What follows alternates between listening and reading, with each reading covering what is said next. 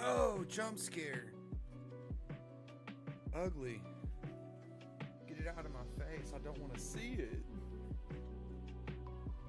How's everybody doing tonight? See the creepy light on my iPad. We're going to be working on my comic for a little bit. Excuse me, my graphic novel for just like a little bit. And then we are going to work on some animation for a smidgen of a bit.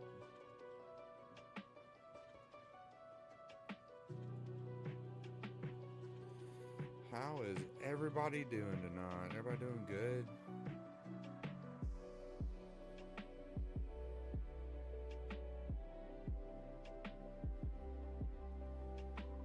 I'm doing alright. I ended up like retweaking my back Sunday night. I thought I was done with all the back issues, and I ended up like setting my daughter down and like retweaked my back.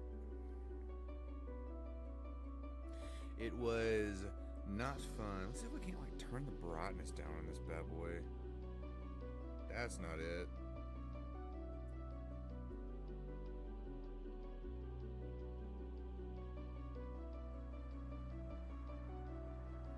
There we go. Yeah, because it's like, bam! It's like super exposing me over here. It's alright though. Ain't no biggie.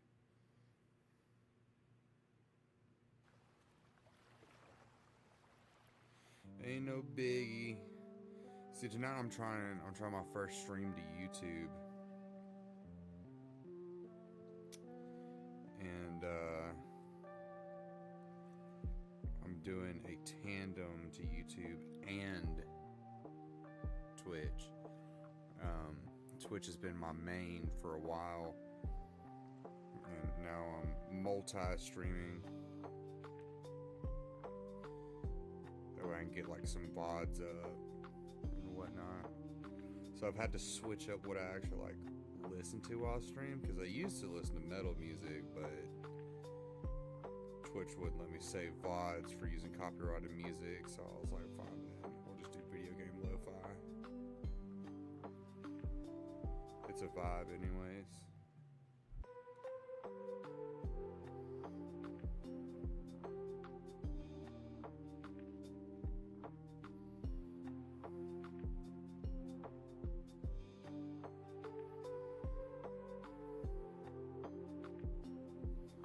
Try to get this page inked and colored first tonight, and then like I said, we'll move on to doing some animation, because I'm trying to do some stuff for Extinction, which is my zombie apocalypse game that I've got going on. So let's turn that reference off. Let me see it. Okay, looks fine.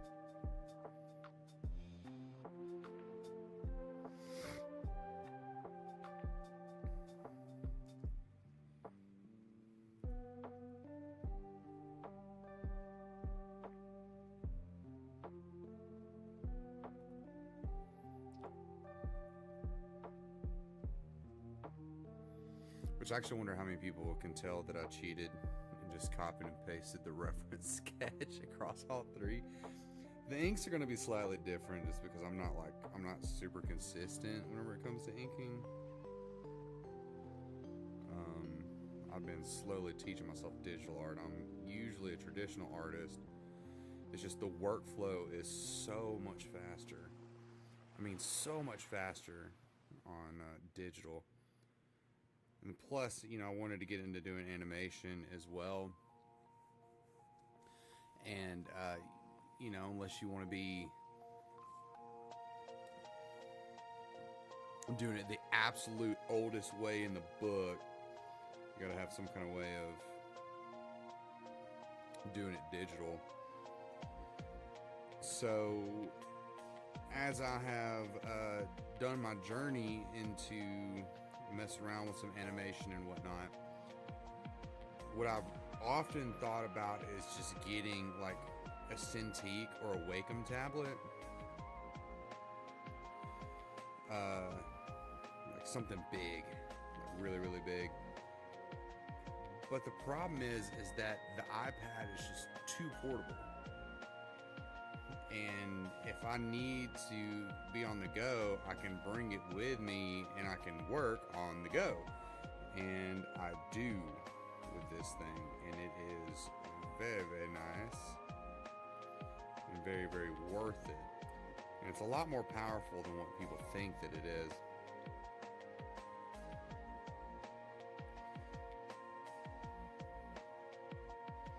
As far as getting what you think that you can get out of it. Am I drawing comics on the side? I know, right? Look, let me back out and you can see it, like, it darkens out so much in here. Look, and then I zoom back in. Hold on. Look, let me zoom back in. It's like, good God. You know what's crazy, dude? Is I've also, like, dropped the brightness down and it still does it. You know what I really think it is? Is that over here, I have a second monitor over here, and that's where I've got my Spotify up, and I've got my screen capture for my iPad, because I'm doing like a screen capture thing. You know, here's my tablet, and that page right there is being. You know what? Hold on, let me. No way! Hold up, I don't even have to have it up.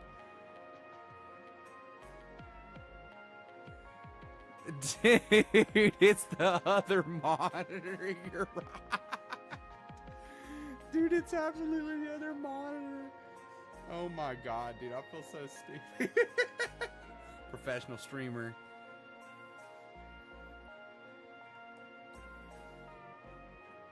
You know what I mean? You know what it is. You know what it is. Professional streamer.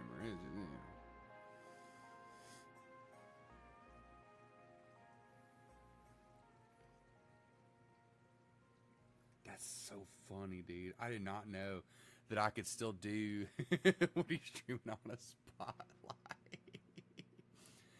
Yeah, I know.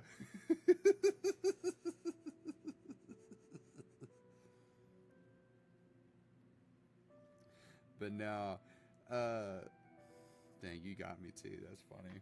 That's freaking funny. But no, yeah, I do like a screen mirroring app for iPad. Because if I had like a Cintiq or a Wacom tablet, which is what you typically see animators working on, they, you know, it's huge, you know what I mean? Like it's like nearly the size of an actual monitor, you know? But, the one thing about doing this on an iPad is that the screen is smaller. And of course I'm having to like zoom in a lot to be able to get, you know, to the finer details of it. You know, if you can call my art finer detailed.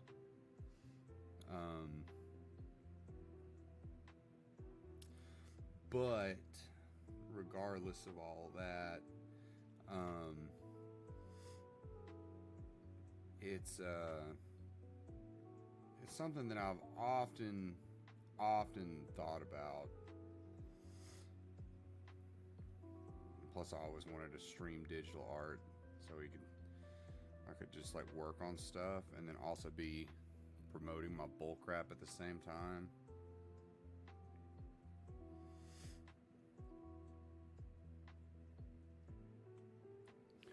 What about you, man? You doing good tonight, dude? You gonna be playing Mega Bonk later?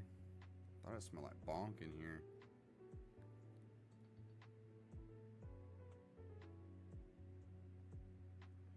Okay. Yeah, I like that for the most part. That's good enough.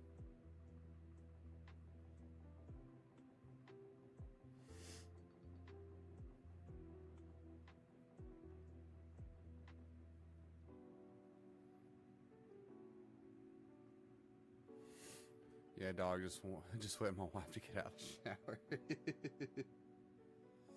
Are you gonna hop on Discord?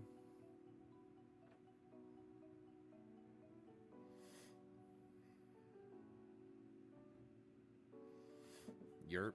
I'll hop in with you. I don't care. I'll hop in with you and talk to you while I'm doing this crap.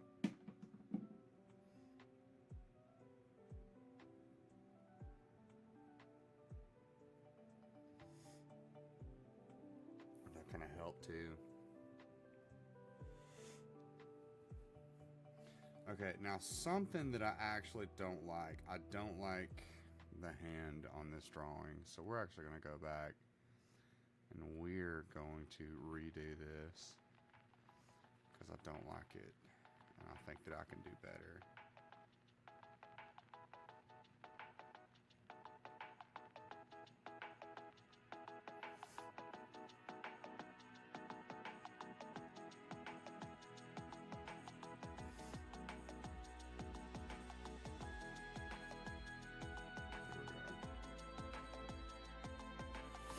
I played a few games the other night with my Spell Sling deck. Did I tell you about it?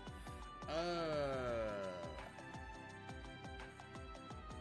trying to remember if you did tell me about playing with your Spell Slinger deck.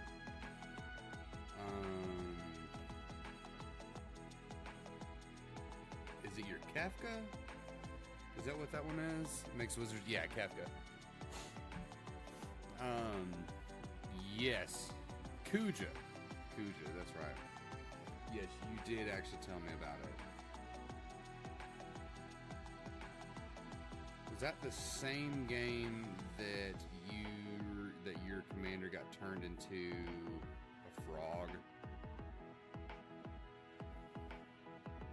Was it a frog? Maybe, did you get Pongified or something like that? It was something like that. No, you got hit with an enchantment. No, that was the day I lost friends.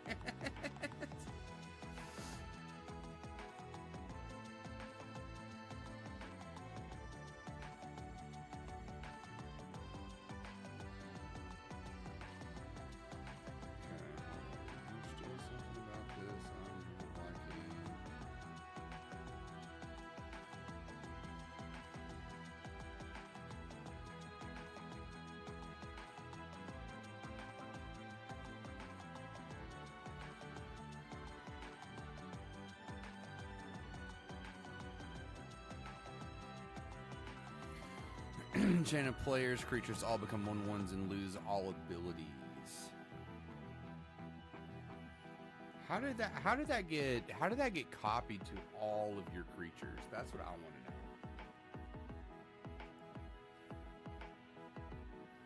Because that's actually that's a good question.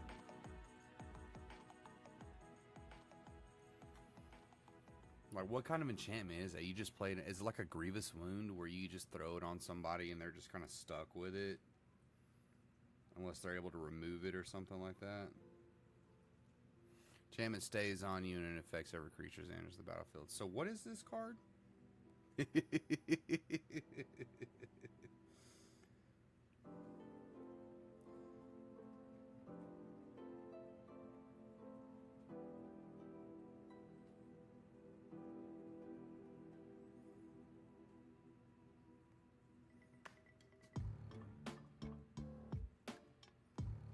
I don't remember.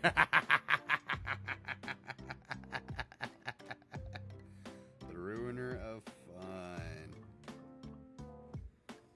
Sounds like my kind of enchantment.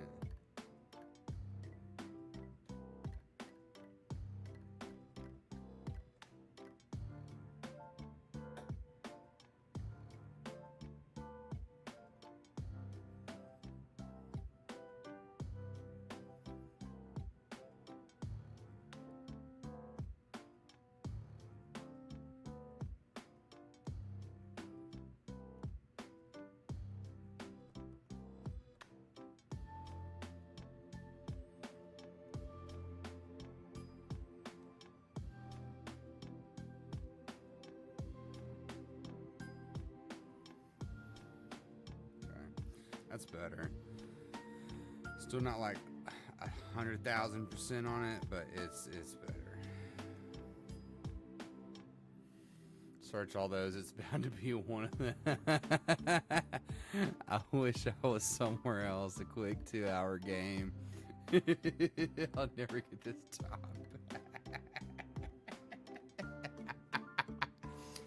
Dude, imagine playing that on the Slivers deck. Dude, that'd be so mean. Talk about an absolute shutdown.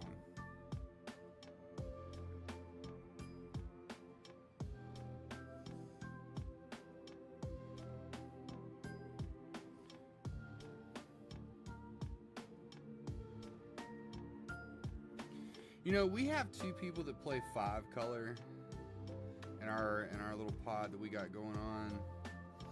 And there's no scenario where you cast out on someone full of hope and it doesn't ruin their night. Well, I mean, I wouldn't care. I got a lot of enchantment breakers and bouncers and all that kind of, like, I don't care. Throw it on me.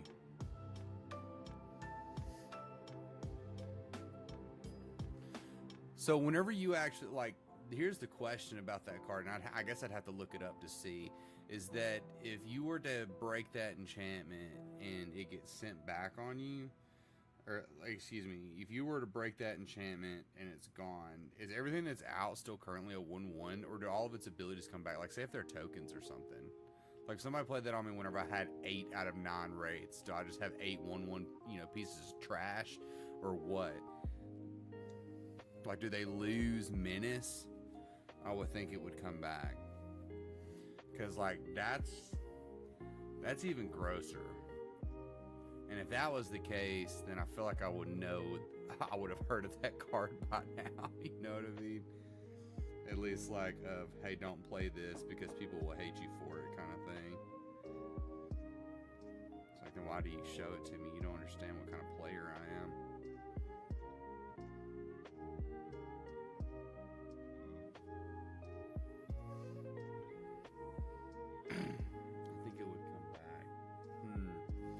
See, let's do a little quick little Google search. Especially on mono black or on a deck like Kaalia where she's strictly creature driven. Whoops. Yeah. Well, see, mono black does have permanent removal, so you can actually take care of stuff. I have a lot of, like, remove permanent, like, target non-land permanent black cards.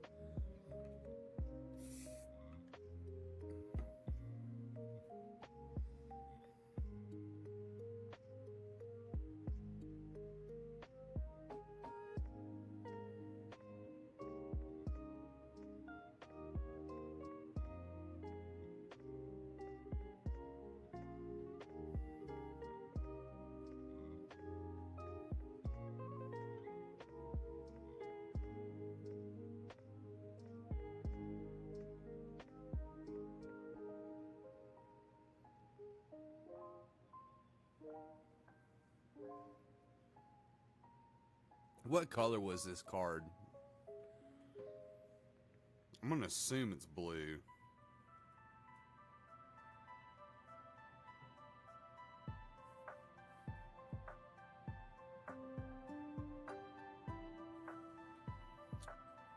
Let me ask Chad.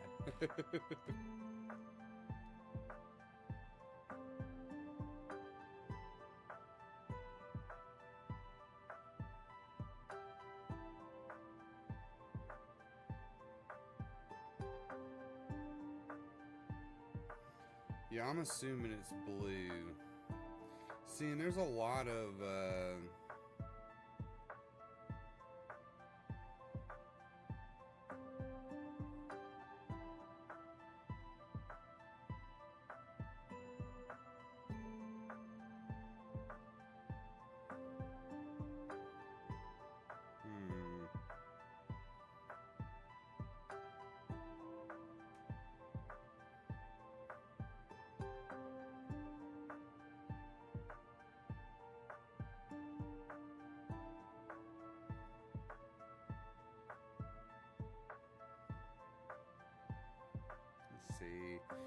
not seeing one just yet.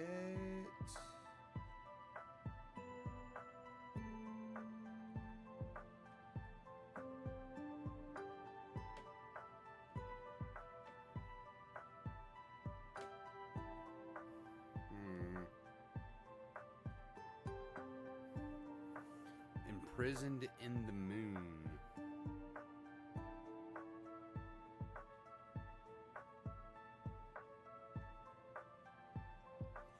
Oh man.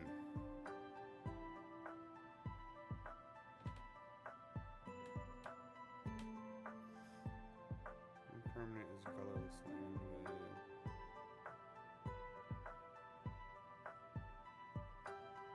That's not it. What's called overwhelming splendor. That might be. It might be that.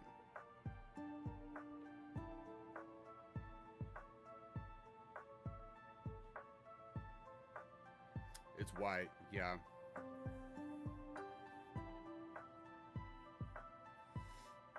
Creatures enchanted player control lose all abilities and have base power and toughness 1/1. Enchanted player can't activate abilities that aren't mana abilities or loyalty abilities. Yeah, it's an 8-drop.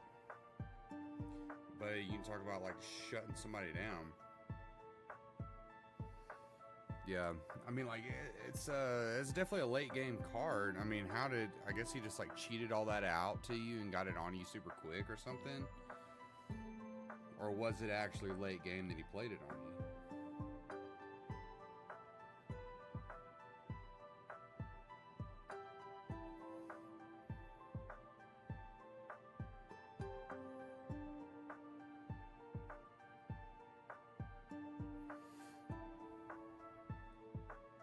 Dude threw his game to throw my game. Now that's my kind of player.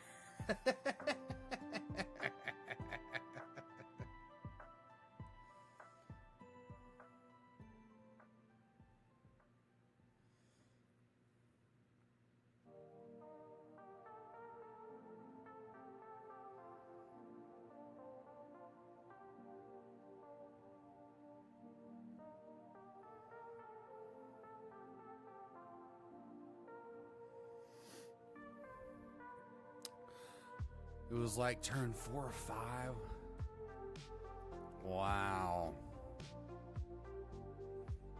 I know I can't win, but I know I can make you lose. Man.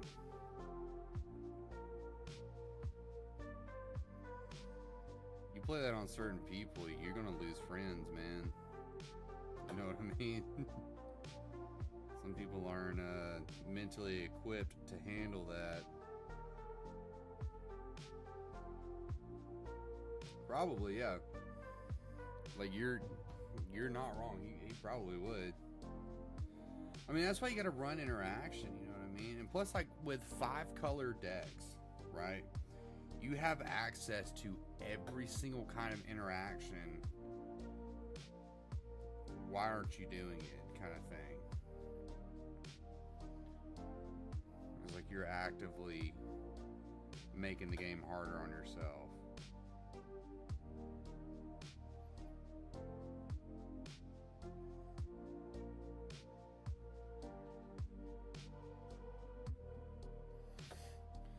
It's my own fault. Typically defense is ignored for added speed. Yeah, I mean, that is the trade-off. You're not really going to be able to defend and be fast well.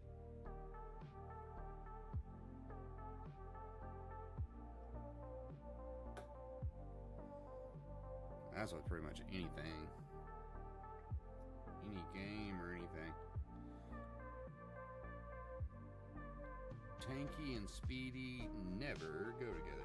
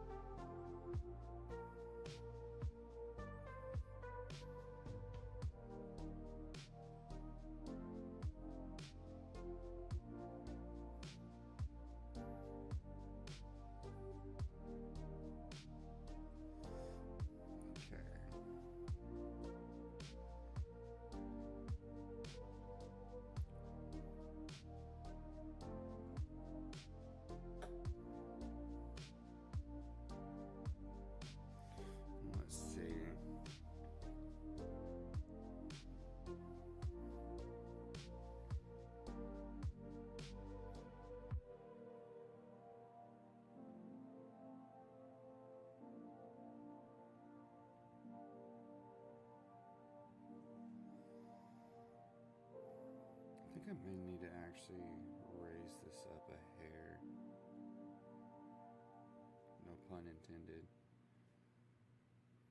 Okay. I'm not 100% on his expression in this panel. I might actually change it.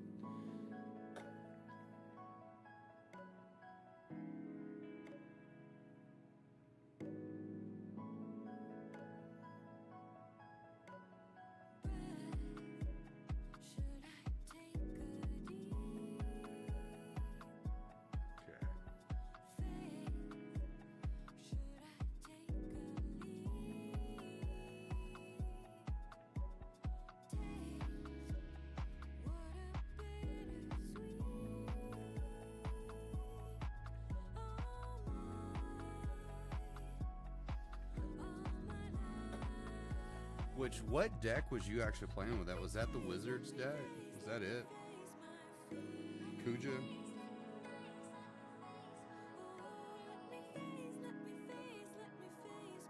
I mean, they just put out a lot of cool stuff with that Final Fantasy set. It's literally like, what happened to the Spider-Man set? It just was not that great.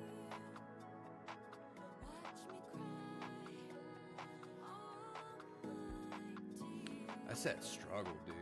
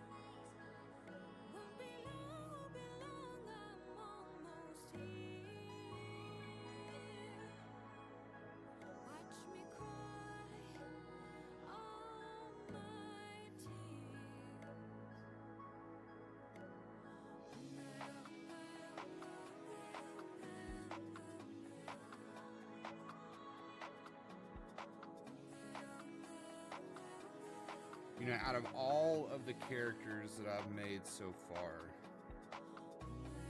for this story, this character is both one of my favorites,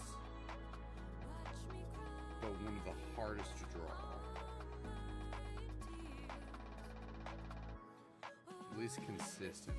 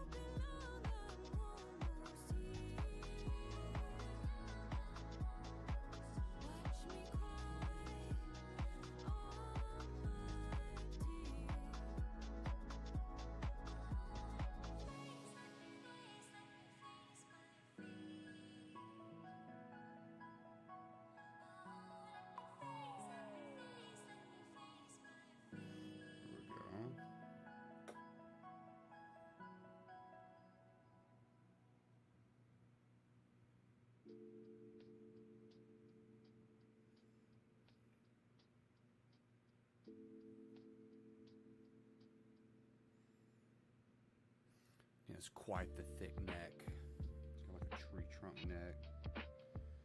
He's a big old boy. As they say, big old boy.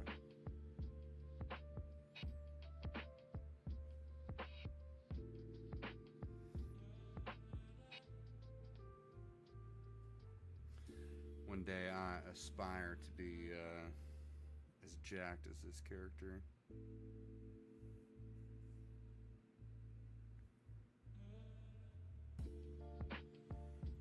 That being said, he doesn't have like real arms, so he was jacked beforehand though.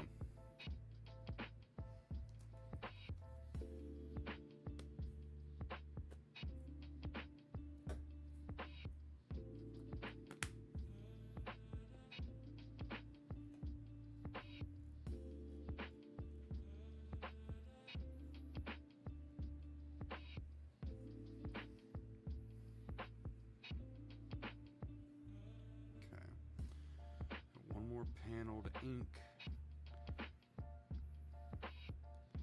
and then I'll be able to move on to coloring.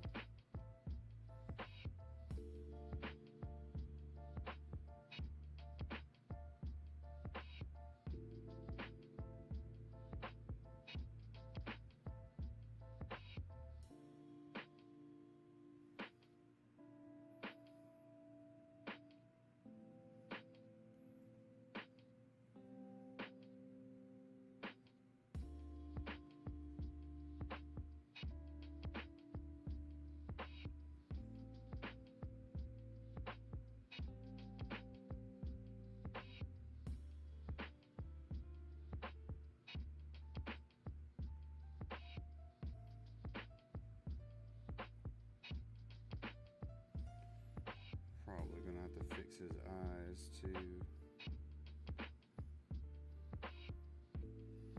But that's the beauty of digital, baby.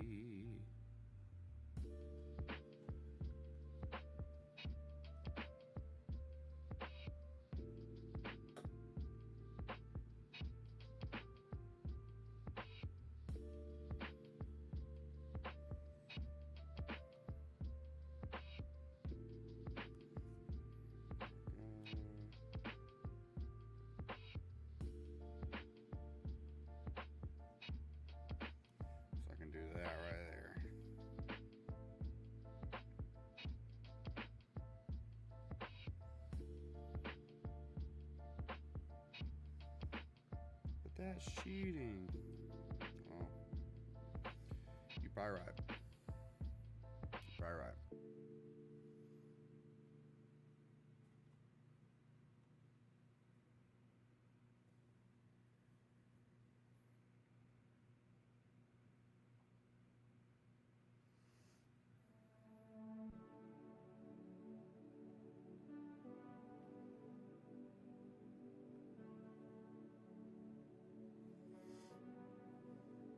But you know, doing stuff like this is hard, so you should be making shortcuts for yourself.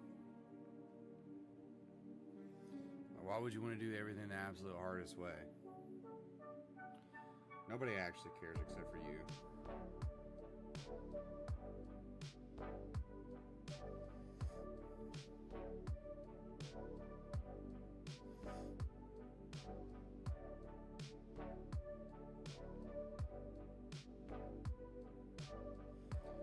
Nobody should actually matter. Like, nobody's opinion should actually matter about your own stuff.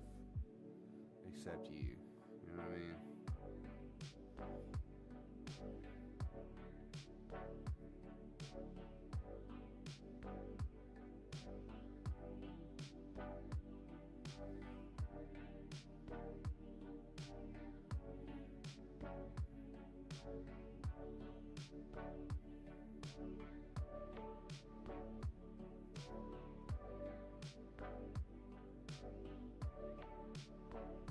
I think that's what they call the curse of the artist. You know, because nobody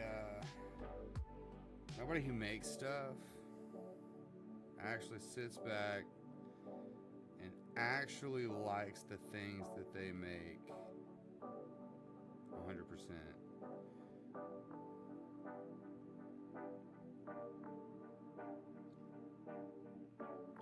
And if they do, that person's a narcissist, and you should not listen to that person.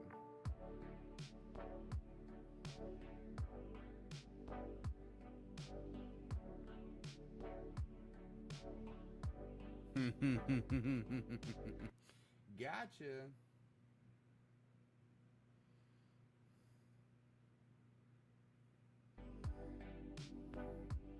Don't tell me. Don't tell me, Carson.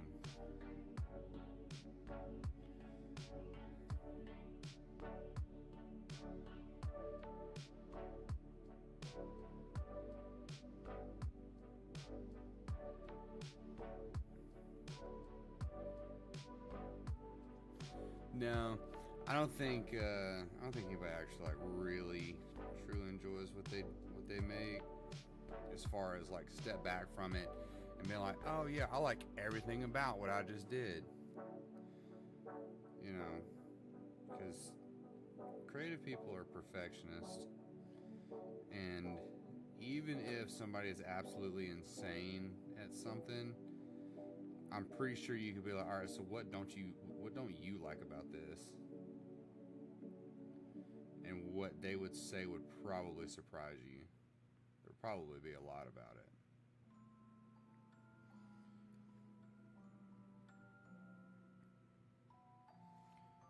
Because I know for me, like I'll do some stuff, and then I'll be like, yeah, that's all right. Come back and look at it later, and I'm like, yo, that's dog crap, dude. I mean, it depends on the time, effort, result ratio.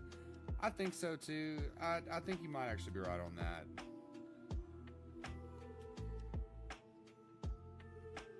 And that's another thing too. Like I think you just kind of said it.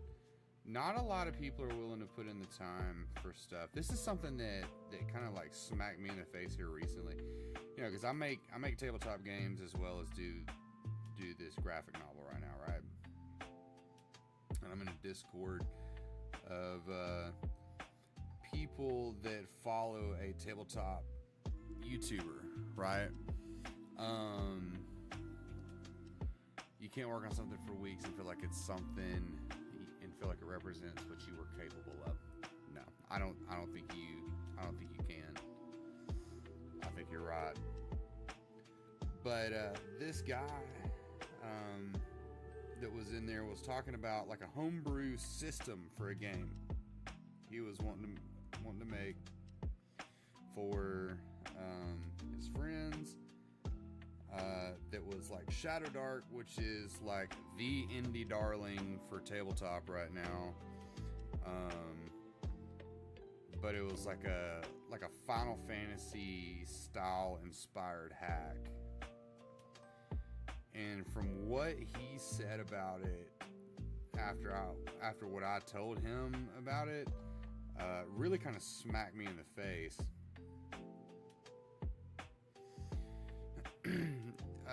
I was like, dude, why don't you just turn this into its own system instead of like trying to make it a hack of something else? You know, because like to me, I'm like, this probably has legs. People really like Final Fantasy, and there's no Final Fantasy tabletop role-playing game here in America. At least not well made, right? And there's a market for that. And he was like, no, time and effort and all that stuff is not really something I'm really interested in doing, you know, to be able to make this and maintain it. And I was just like, really? Why not?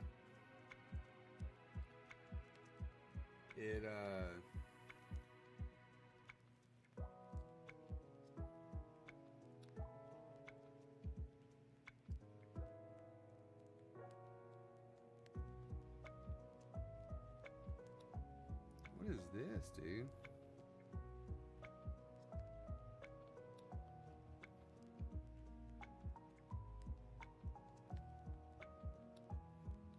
You just sent me some crazy art.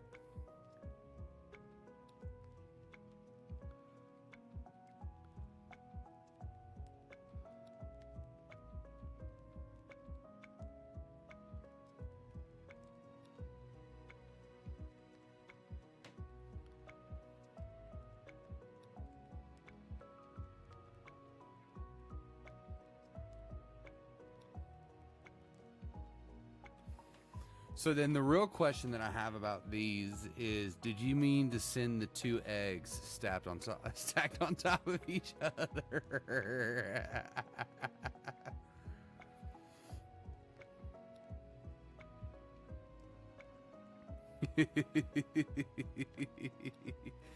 Because if not, I have to say that might be the most impressive thing out of all.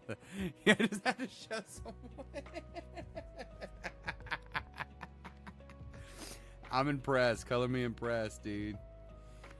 Did you do all of this with spray paint?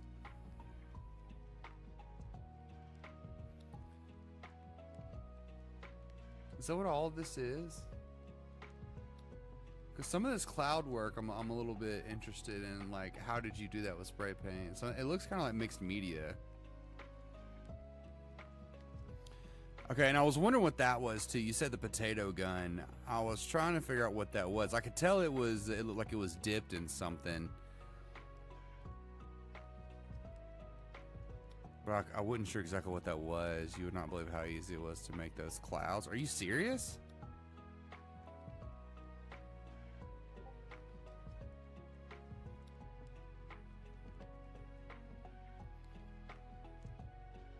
So how did you do it? Because that looks insane. That's not like a stencil. Is it a stencil? Or what is it?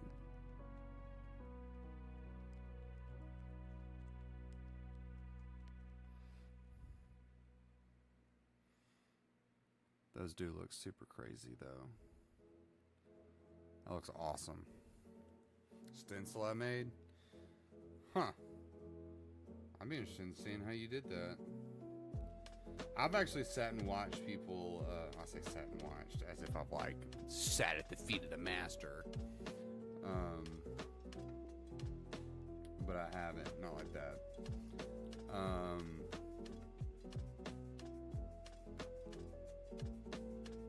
These triceps are not the same.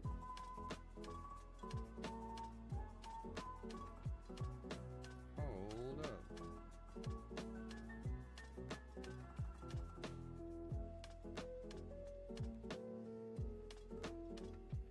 We can't be having that now.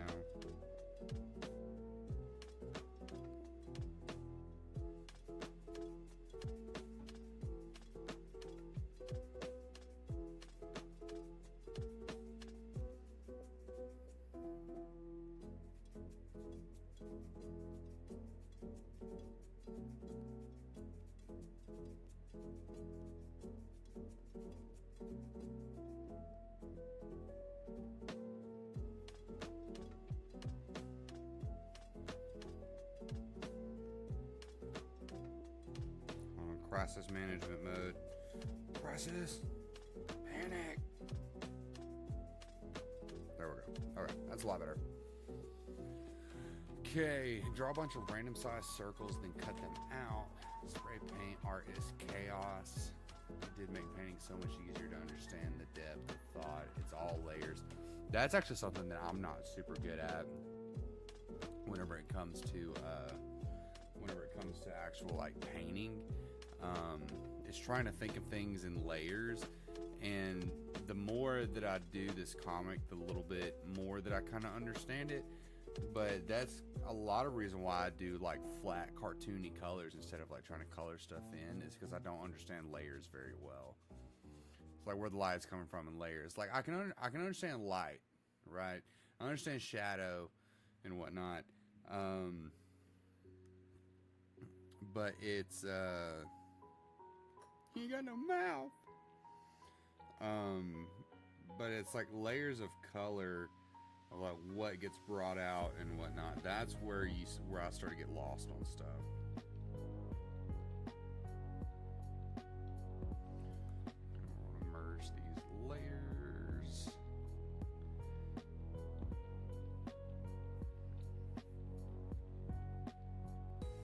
Give it a quick little once over, see what I'm missing.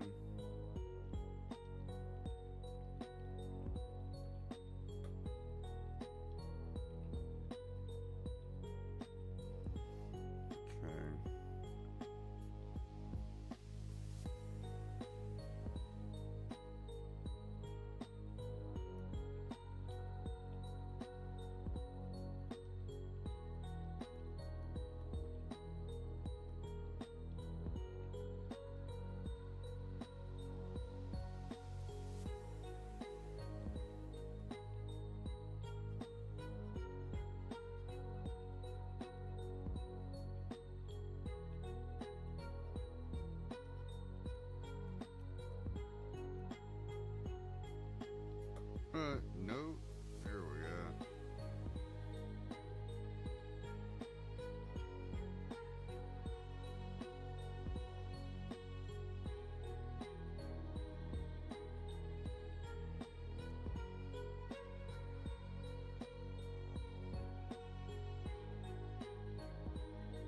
missed one. Can you see it? Can you see what I missed?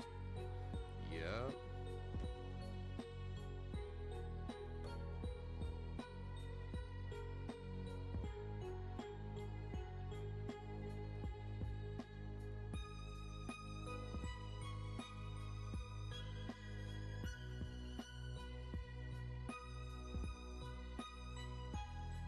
Also missed some other stuff.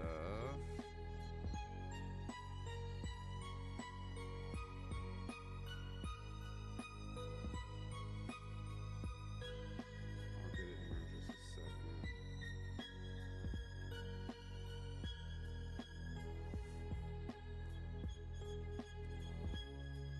Discord and 5.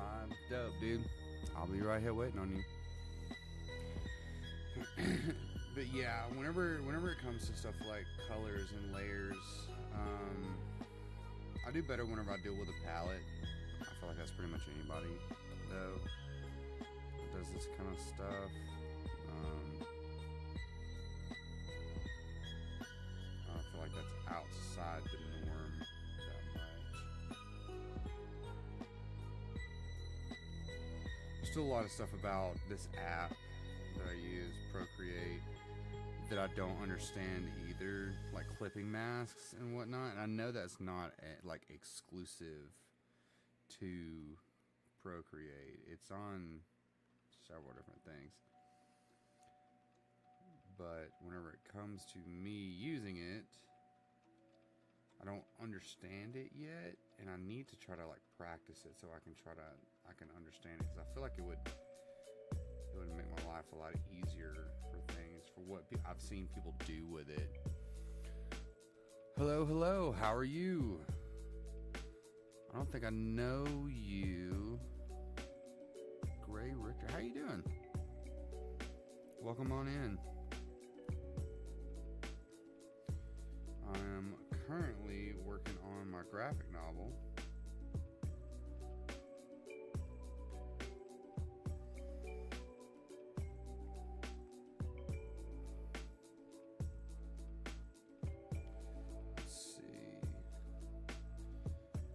If you see me talking to random people, I'm dual streaming to Twitch and YouTube. So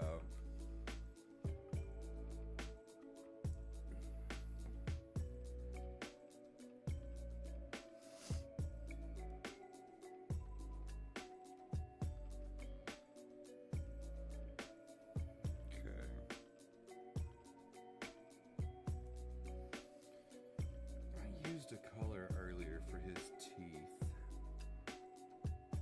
right? No, I used a color for the inside of his mouth. Let's do that.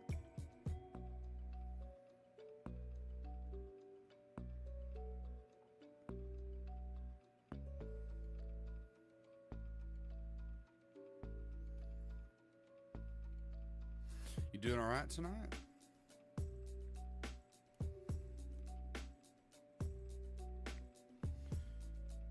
Currently, I'm working on this page, and whenever I get it done, I'm going to try to work on some animation that I'm wanting to do.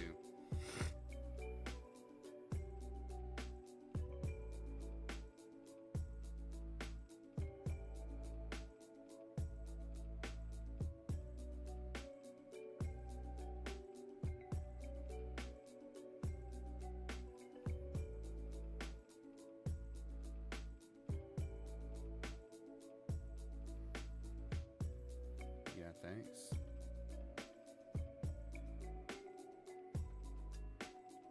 You're welcome.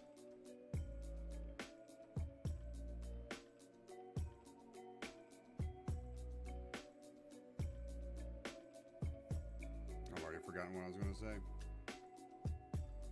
or what I did say.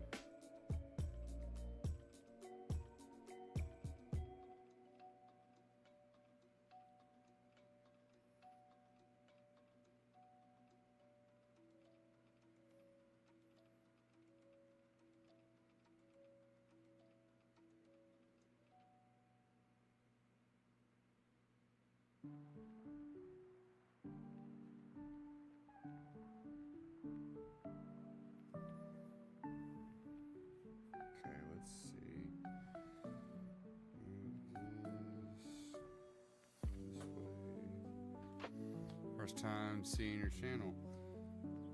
Well, nice to meet you. My name is Corey.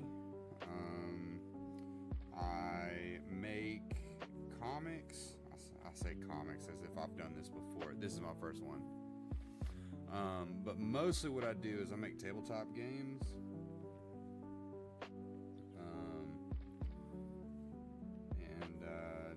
Just kind of decided to start streaming myself working on my stuff.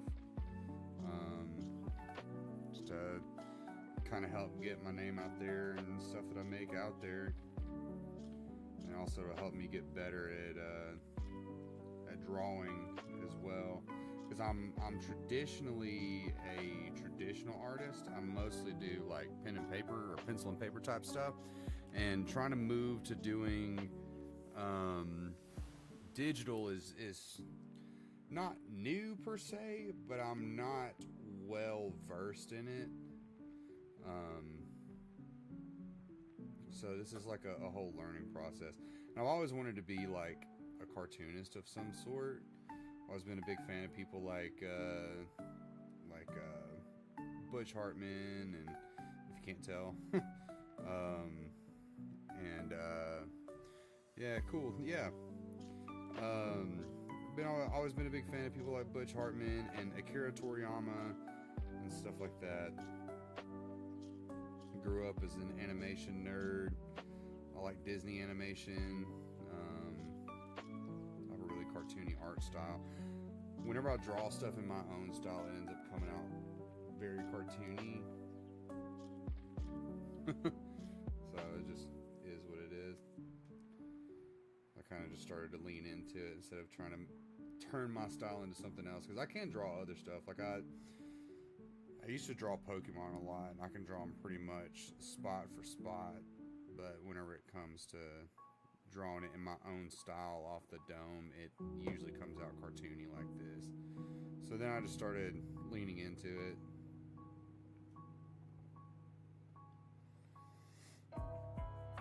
Especially doing art for like tabletop games, because art is expensive if you're paying artists to do it.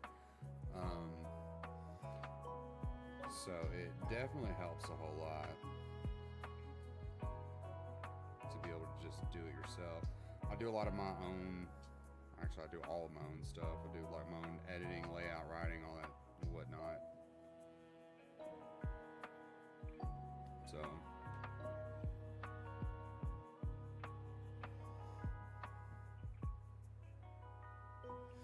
what about yourself? You like comics, games, anything like that?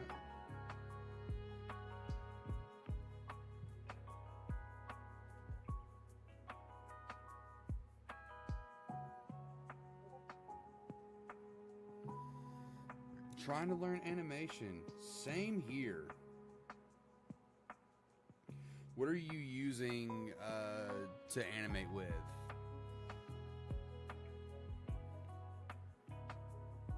As far as like program wise. Yeah, I like comics. I was a lot more into comics probably whenever I was younger. I always wanted to make one.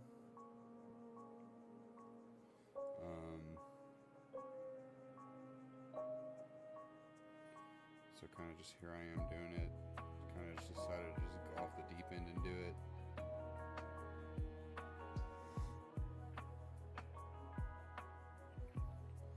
Yeah, what are you using to animate? Or do you really have, are you still like in the early stages where you're trying to figure out what you want to use and what you want to do?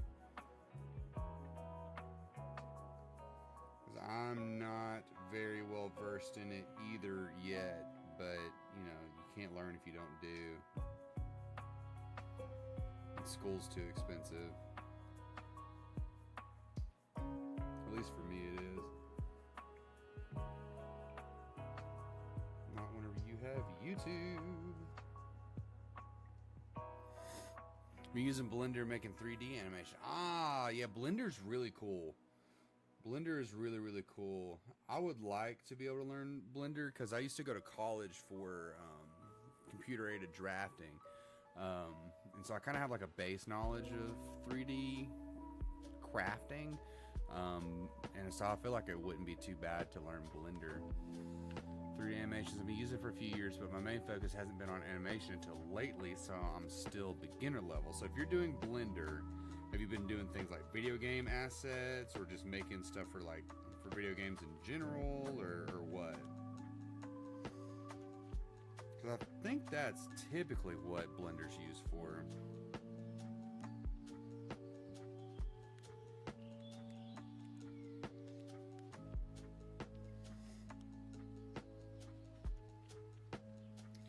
But you know, you can't become an expert on something unless you're a beginner first. So there's no shame in sucking at something at the beginning, like me.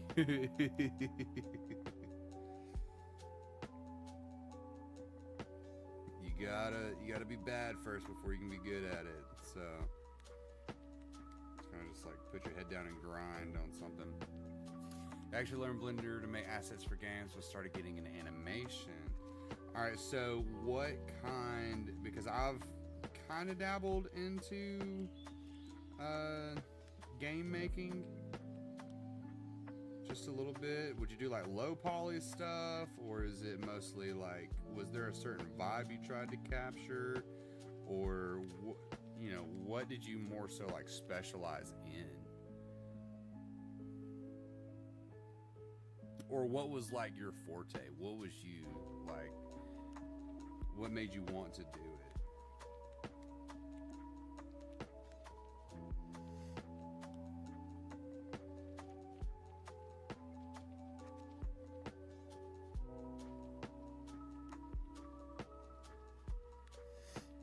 Like for me, whenever I was doing like video game stuff, I'm a part of the N64 generation and the Game Boy generation, so I very much like a lot of pixel art and low poly stuff, and so that was something that I really wanted to do.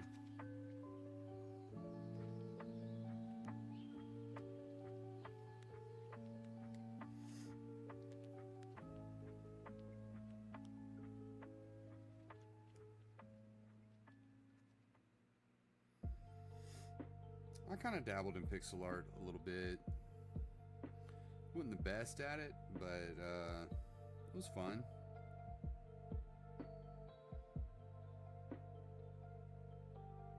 Of course, you know, like with anything, like I literally just got done saying, so you kind of got to suck at it first before you can get good at it.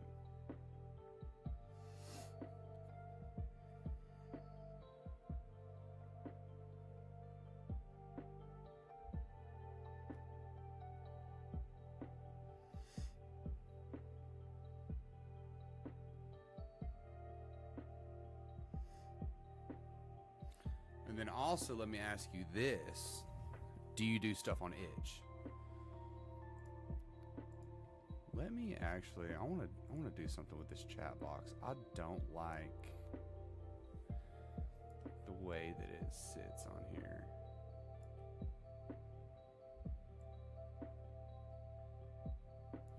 Why is it like that? Can I just...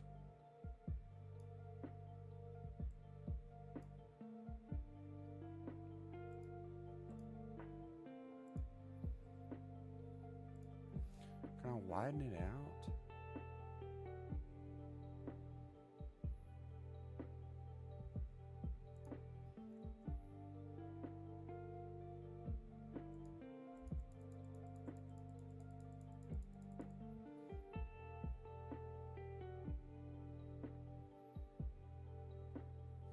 Give me just a second. I'm trying to widen this out to see if I like it.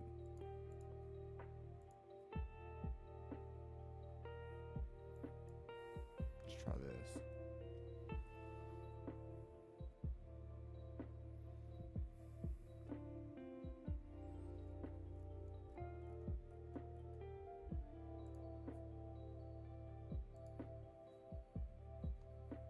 Okay, I'll widen it out just like a little bit at least. Okay, most of my game projects have never been finished slash released. I only released one 3D game in 2022, and it doesn't really have assets because of how simple it is. Used to publish on itch. I made a map for a horror game, but that hadn't been released. Okay. Is it more so like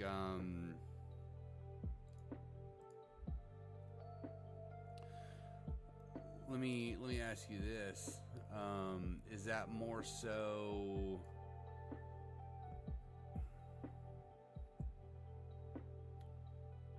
let's try this. Hold on, I'm still not liking the way the chat's sitting on here on my actual screen. There we go. I like that a little bit better. Anyways, is that you just don't like it, like you're not happy with it or something, or you just weren't really like looking into doing anything in particular? You just wanted to try it?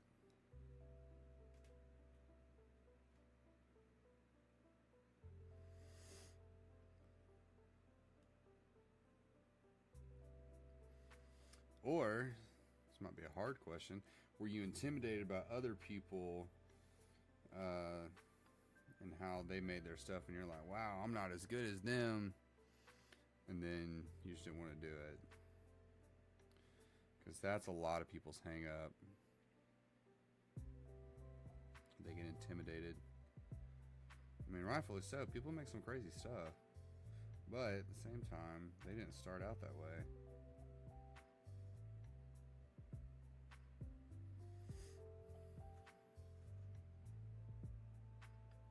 Also, lack of motivation, loss of interest. That's very real. That is very real. Let me try this again. I think I got it situated. Yeah, there we go. I locked that. We'll lock that in place now. Lack of motivation and loss of interest.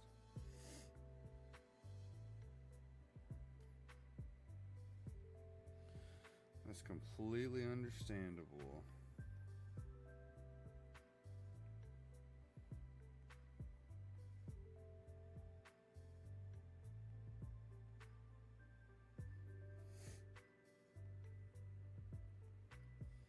I know there was one time where I wanted to be an author. Like, I wanted to write books and whatnot. I was always like had an interest in telling stories. And so I decided, I was like, I'm just going to write a book. And it took me a year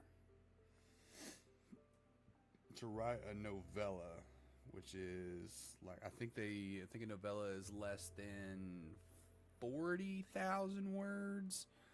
I think that's what that is. I think that's like what you would technically call that. It's either less than 40,000 or less than 50,000. I don't know if you read books much, but like the Game of Thrones books are in like the hundreds of thousands. So all in all, fairly short book. That's pretty much what you can chalk it up to. Regardless, I decided to just do it, right? And like I said, it took me a year, loss of motivation, and all that kind of stuff. Definitely had that whole spiel happen to me. Like the loss of interest, lack of motivation and whatnot. Like, what am I even doing this for? And all that kind of stuff. And then I finished it. And had people read it, gave me their honest opinions about it and whatnot, and it did something to my psyche that helped me from then on out to pretty much do anything creative. And that was literally just finishing something showed me what the process was actually going to be like. And I knew what to expect from then on out, and knew that to just go ahead and keep pushing through something, because like the creative process, you're just going to hate something.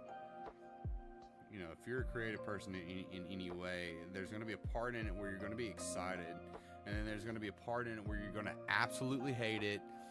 And then there's going to be another part, if you keep pushing past the absolutely hate part, you're going to go, okay, this isn't so bad.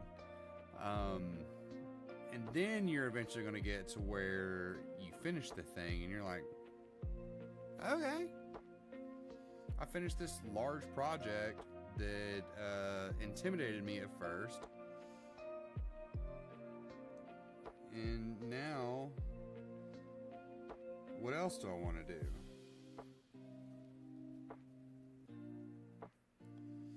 I kind of just went from there. And now I've published several tabletop games, 2 of which have been actually in print. Most of them are digital. They're all on itch. Had 3 successful Kickstarters for games. Not different games. 3 successful Kickstarters for the same game, and like supplementary material for that game.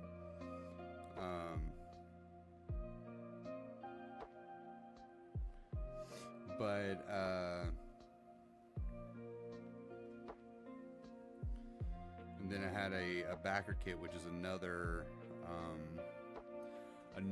crowdfunding website for this comic that I'm working on right now. Graphic novel, and it got funded. So I'm working on finishing it.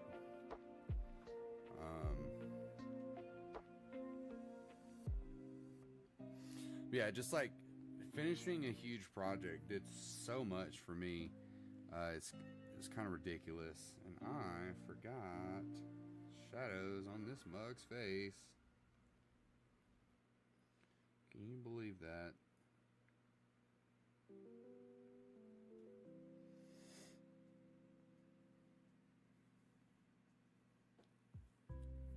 Yeah, it takes effort to keep going with a project after the burst of motivation after starting it. Yes, it does. And it's that when something becomes work,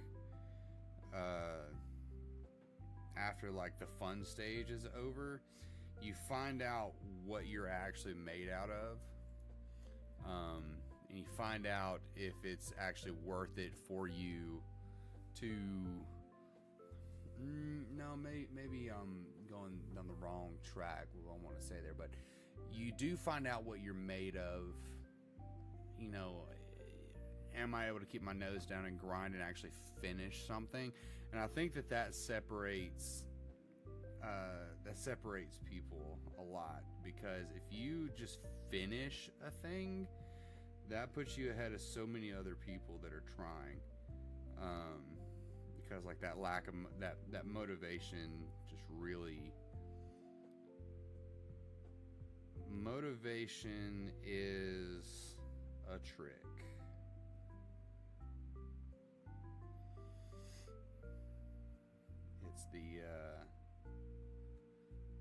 It's the determination that's the real kicker.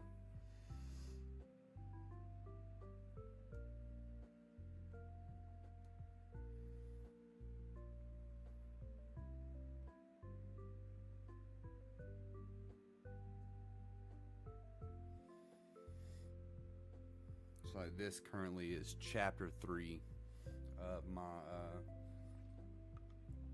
graphic novel. I'll show you a little bit of it. Here's chapter 1.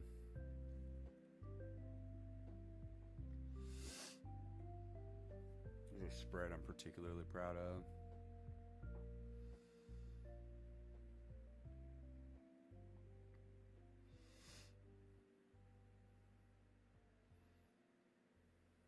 So yeah, just like a couple pages from it.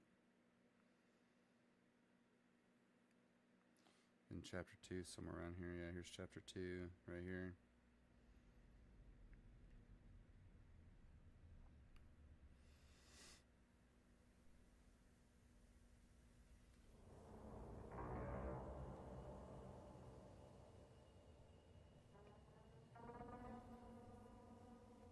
What is this? Oh, this is some Majora's Mask music. There we go. Now we're talking. Okay, last thing that we need to do is add the speech bubbles.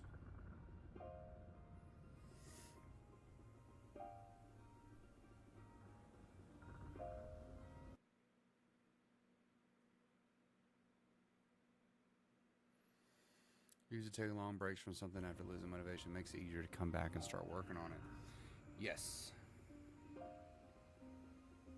Because burnout is real. And there is a limit to burnout. And a limit to what people are willing to take.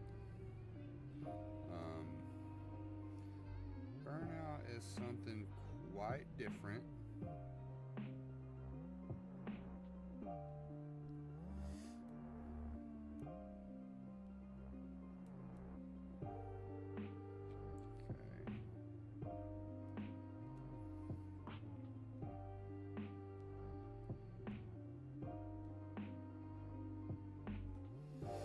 What's this comic about? Well,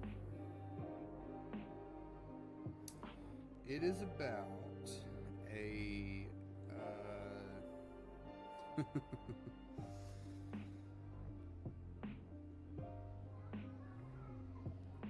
it's about a group of mercenaries who used to work for a military company for hire. It's in the future where countries no longer have standing armies. They just pay private companies to fight their battles for them. So this group of mercenaries used to be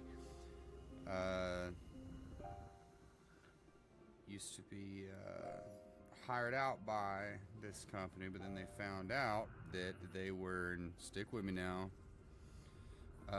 turning the bodies of kids into robot killing machines.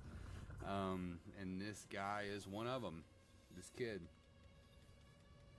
I'll show you some from chapter 2.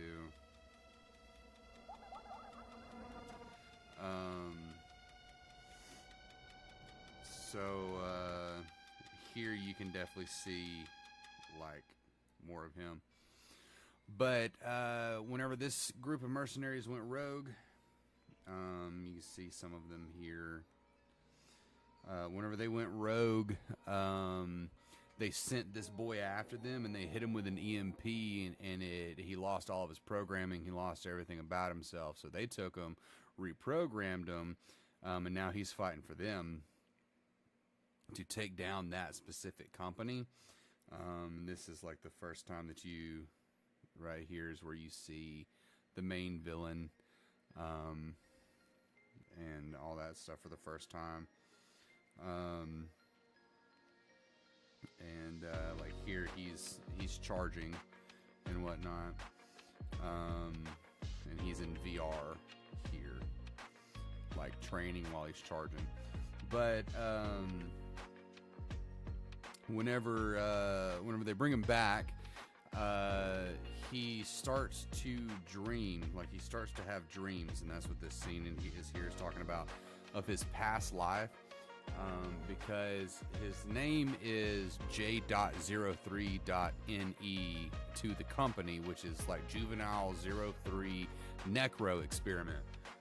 Well, they call him Joe, and that's why the 3 is on his arm. They call him Joe just because they don't know what his actual name is. The mercenaries do, and he doesn't know what his actual name is either. And he starts to dream about his past life and all that, and so he's starting to wonder if he's still human, and that's kind of the like the two plots going on at the same time. He's trying to find out if he's human, and then also trying to take down this mercenary company at the same time. And so this scene is where they're running diagnostics on him after he's had a dream, his very first dream.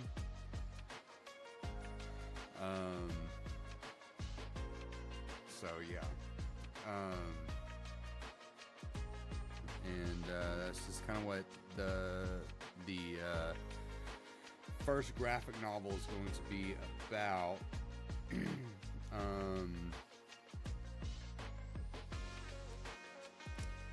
And the first graphic novel is going to be the first 5 chapters, and I'm about halfway through chapter 3 right now.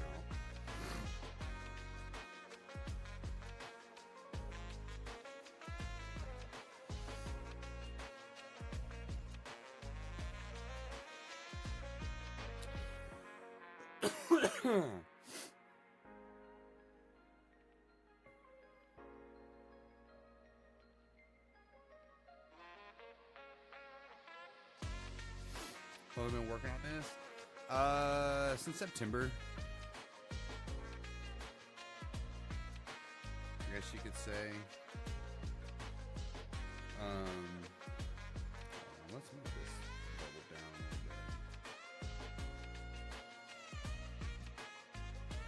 bit. This is my first ever graphic novel, comic, anything like this.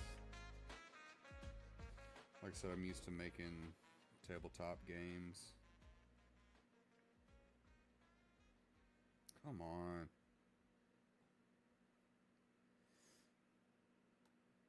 Since I've done stuff with BackerKit before, they kind of reached out and said that, hey, there's, tabletop creators who are making comics based off of their worlds. Do you want to do something? And I was like, well, I have this thing. And this was actually a story. The story itself was something that I wrote years ago, like almost a decade ago, for the first couple of chapters of this.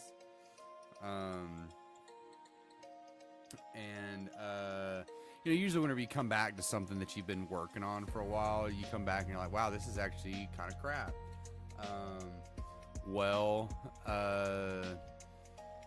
I came across it and read through it, and I was like, hey, this don't suck. Like, the story is actually still pretty good on this. And so I just started doing some character work and whatnot, and just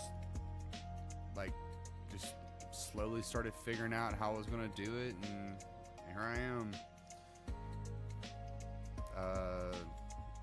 Month and a half, 2 months, 3 months in, maybe.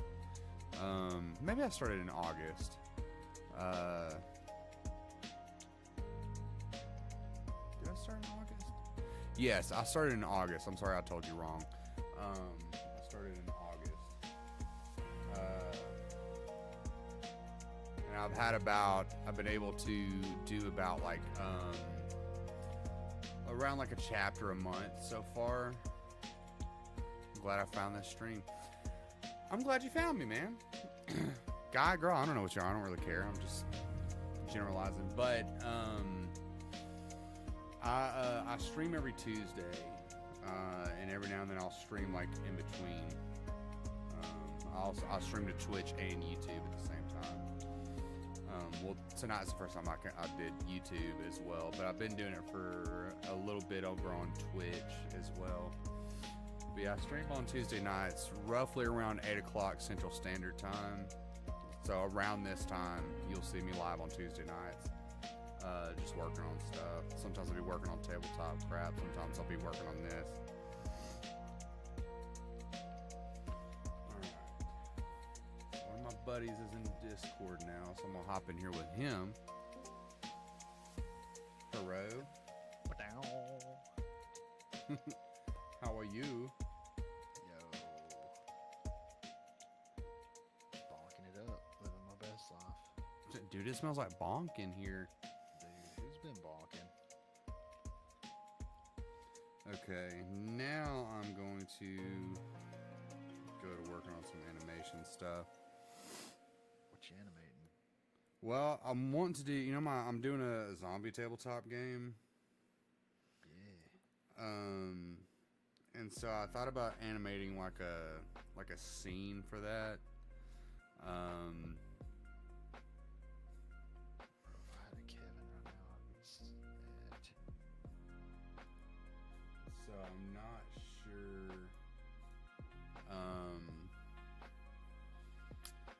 I'm not sure exactly how to go about making something this long, because I've never done it before. So I'm kind of just figuring out, like, do I need to do an animatic, or should I just actually try to just animate it straight?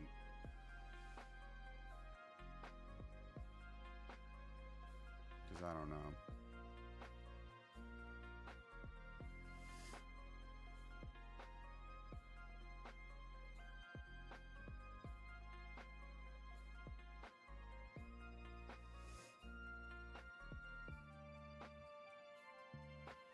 Have a good one, man. It was nice. It was nice meeting you. Nice talking to you. Definitely come and check me out some other time. Thanks for hanging out. It was me, Corey, the whole time. Dude, what if?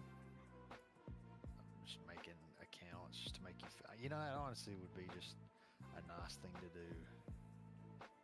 I don't know how I would feel about that. Yeah, it's like I want to be mad, but it felt really nice there for a little bit. Yeah, like he just keeps smurfing on somebody. Just keep like, Yeah. making new accounts and whatnot. You summoned me.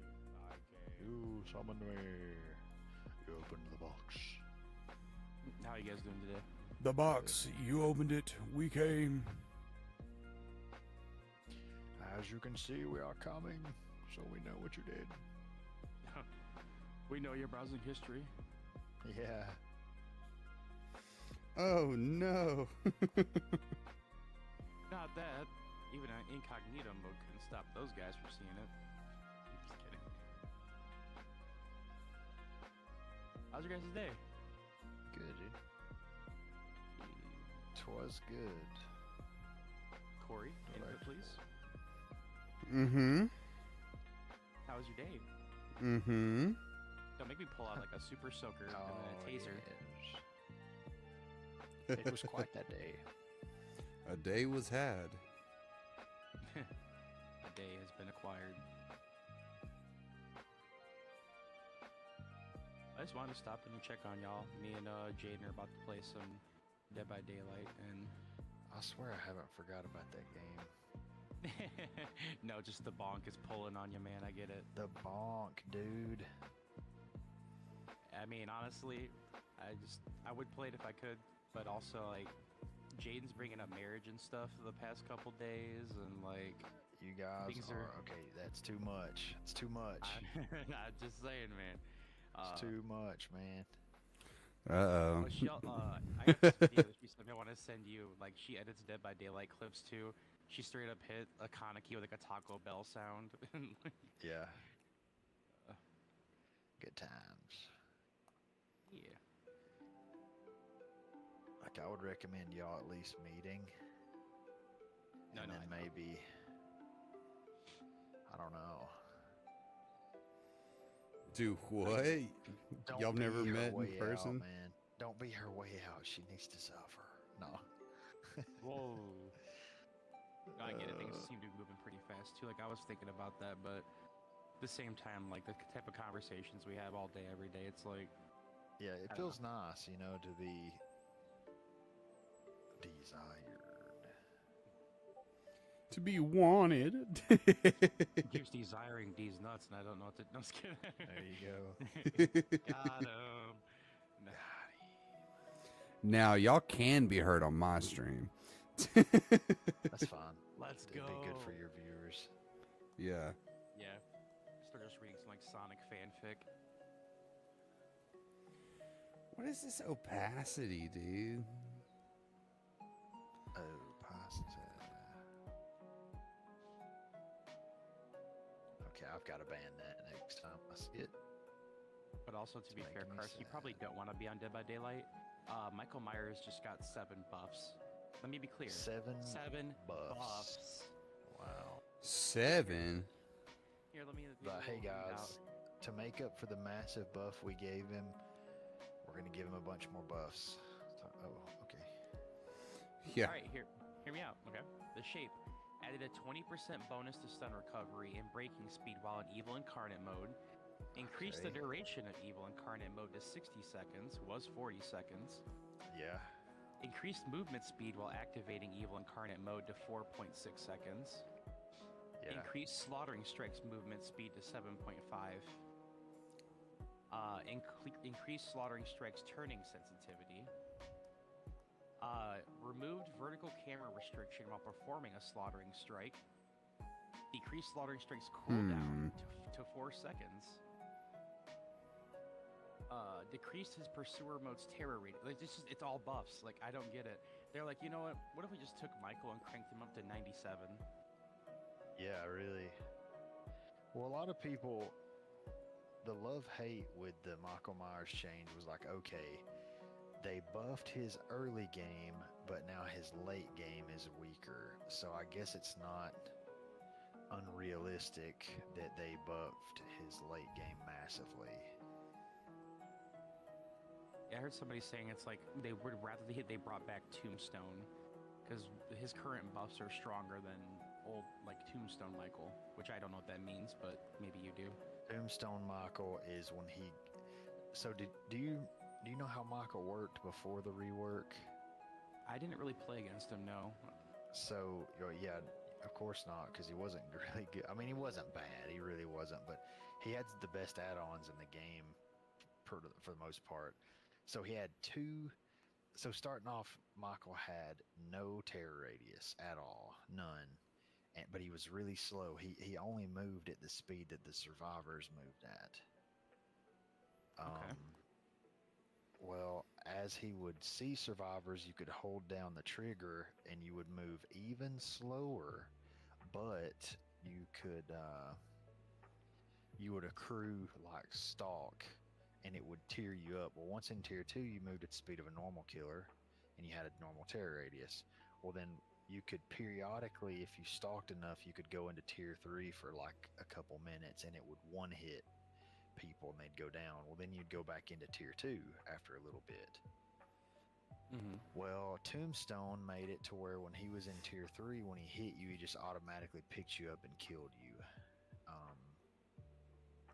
And then you had Tuft of Hair, where he would have infinite tier 3. So people would combine those two iridescent add-ons and just be busted. Okay. So it's kind of like with the rework where he can like grab you if you're running from him and just immediately more you. Yeah, he just kill you. Okay. Good times. Well, believe it or not, I believe that there's gonna be a lot of Michaels in the game, so feel free to stay on Bonk as long as you want. I will. You know, Bonk is treating me right, man. It didn't at first for a long time, but now I'm kind of getting the hang of it a little bit, and I'm digging it. Yeah, you got all the characters unlocked now. Yes. Got the Characters.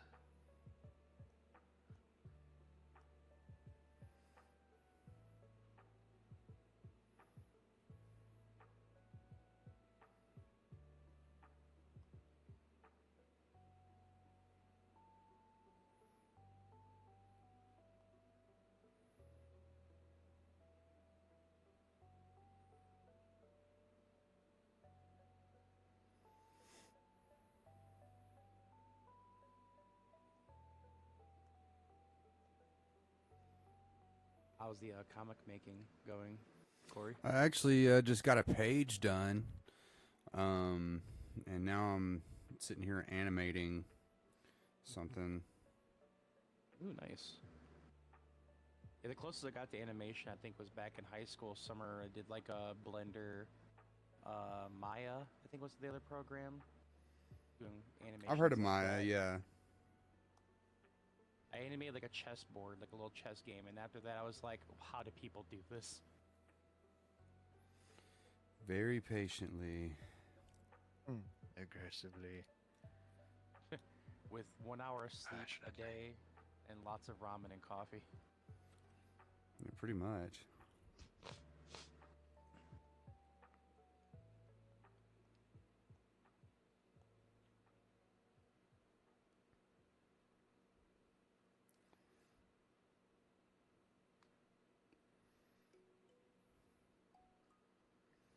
It does give me a certain respect, though, seeing behind the curtain, like, Because I'll have friends that play video games and they go, "Oh, this game is trash. These animations suck. Everything's all janky.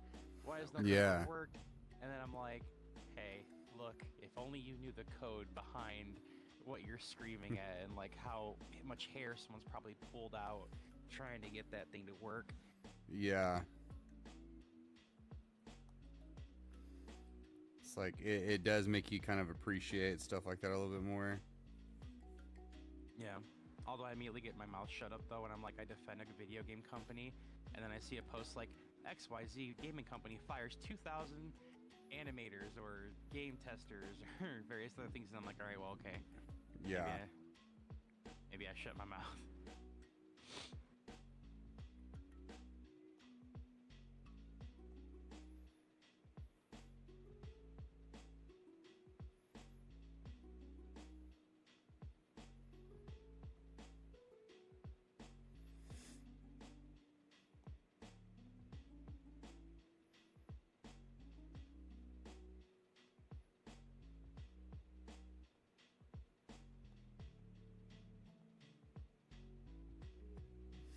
Animation is not for the weak. Oh, I can no, I can absolutely definitely tell you that it's a lot of patience and a lot of just like trial and error. Yeah, could you imagine being a big like animation studio and like One Punch Man, for instance, a new season came out of that, and they're literally being crucified, well, not really, but you know, the online called everything under the sun because it doesn't look like super peak Jujutsu Kaisen Mappa animation type stuff. And Yeah. I've just been of a mind just to be thankful, I guess, because like your favorite manga could never have been animated, and you'd have been stuck with having to use your imagination, you know? Or you could have never even found out about it. True. Like, my heart does go out to the Berserk fans, to be fair, because, you know, they've been stuck with, like, CGI, but at the same time, I mean, at least you got something. Corey hates Berserk. To be fair, screw No, that I'm Griffith guy. joking. Corey actually loves it. Large fan of Berserk.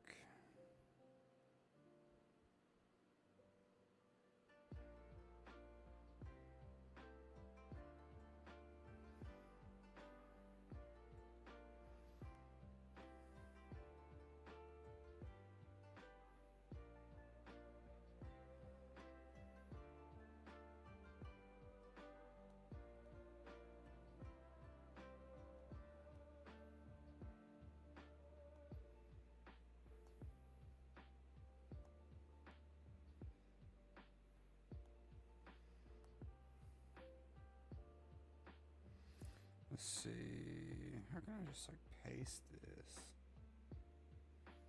Why don't you let me paste, dang it. Whatever.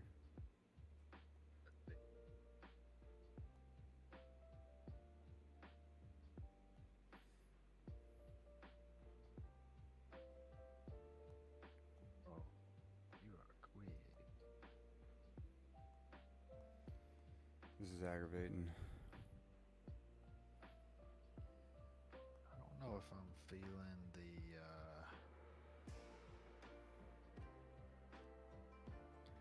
I don't know if I'm feeling super OP.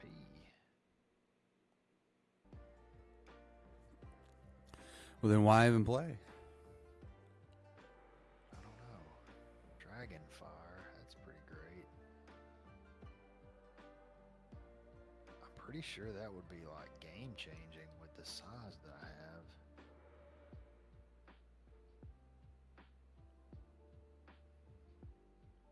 Chunkham. I do wish that Berserk would get an actual like faithful adaptation. I actually just saw a post about it, like the new not season, that's not the right word. The new chapter era, the new block, whatever you want to call it, is coming out soonish. Yeah. And they're spoiling it being grittier and more horrific than the Eclipse. Wait, what? Impossible. Yeah.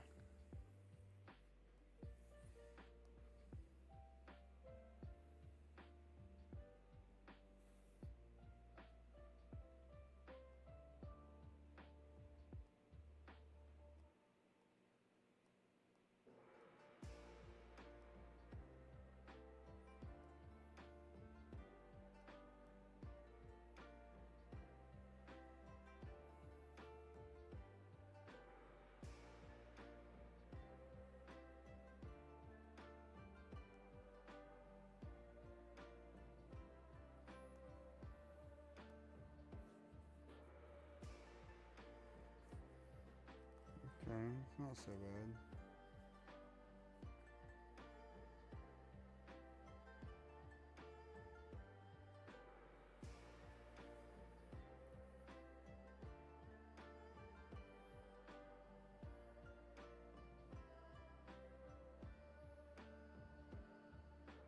Got him locking in. He's walking here. I mean, locking here. Hey, I'm walking here. Dude, could you imagine somebody that was actually like that? People in New York. I mean, or no, was it New Jersey? The Jersey accent.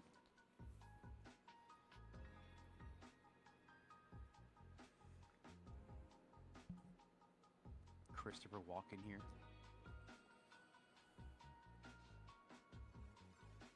I still gotta see this. I was told about him in the movie.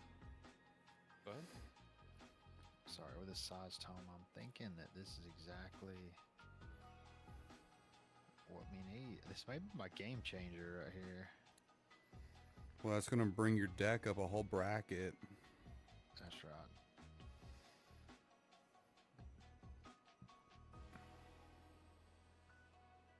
Yeah, speaking of decks, you did a good job. You won that game last was it last night? 2 nights ago? Yeah, I'm really liking Lucha? it. Like to the point where I was like, when I first I copy pasted it and played it a few times, and I was like, man, Spellslinger just isn't for me. These just aren't fun. Last night I was like, hey, it's kind of cool. Hey, that's Yeah. pretty good. That's what I was trying to say. Hey, It's just that's free pretty real good. estate. It's the same guy like jumps off the table and goes, "I'm gay," isn't it? Yeah. Fine, No dude. idea. It's Yeah, iDubbbz, dude. You guys watching some weird stuff? that's pretty big. Am I not streaming? Are you really not? I don't, think you are. no, you're not, Oh, bro. I was. Wow. Oh wow, this Unk out here not streaming. Yeah. Hey guys, join the last few seconds of this run, please. Thank you. Thank you for all your love and support. Okay, bonk, fork, and lightning orb. I actually got roasted. We were playing customs on DBD yesterday. Me, Jade, and like some random Doobie doobie. fetuses. Yeah. They're like, "How old's everybody here?" Plebs. One kid's like, "I'm 13," and another's like, "I'm 16." Jaden's like, "I'm 19." 57. Yeah. They're like, "How old are you?" I was like, "I'm 33." They're like, "Oh, you're prehistoric. You're in a museum. You're ancient." I was like, "Ah, God, my life points. Yeah. I'm taking damage." Taken. I'm being Infants sent to the use Shadow Realm. psych damage. It's very effective. Exactly. Over here getting psychic damage to death. Oh, I literally have La Monnaie.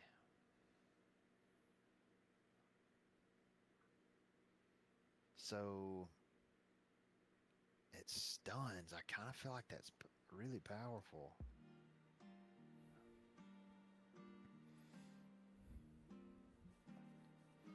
Get bonked or die trying. Bonked in 60 seconds. Bonked in 60 seconds. Thank you. I'll be here all night. I no, like just kidding. that. I like it. Maybe that's a job I should do. I got a laptop. Moby I should just, bonk. I should just edit stuff for people. Be like a content manager. Let me think here. For $2 Typically, a I'm day, pretty good at for $2 a day. I will edit your videos with so many memes.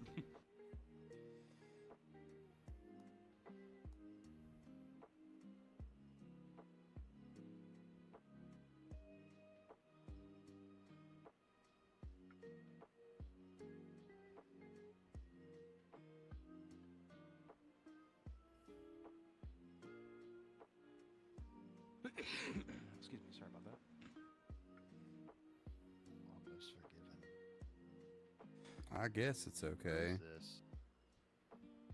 It'll have to be. Do it again and I'll tase you.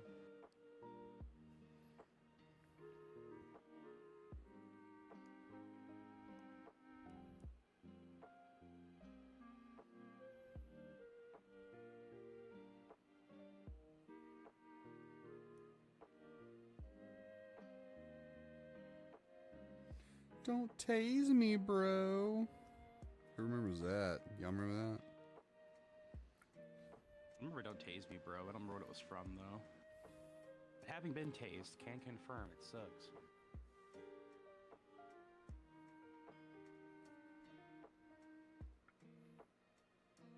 Well, I don't know. I haven't been tased by one of those, like, handheld ones. I got the fancy projectile ice fishing hook to you.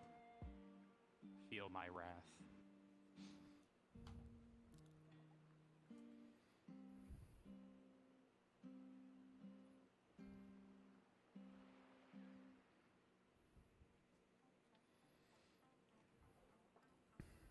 Okay.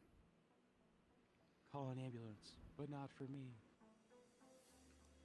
Call an ambulance. Call an ambulance.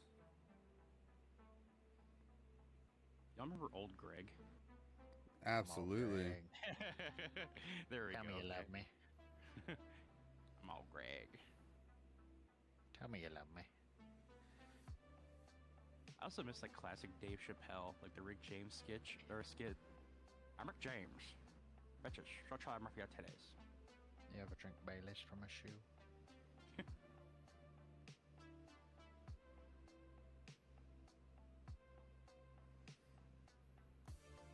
I likes you, and I want you.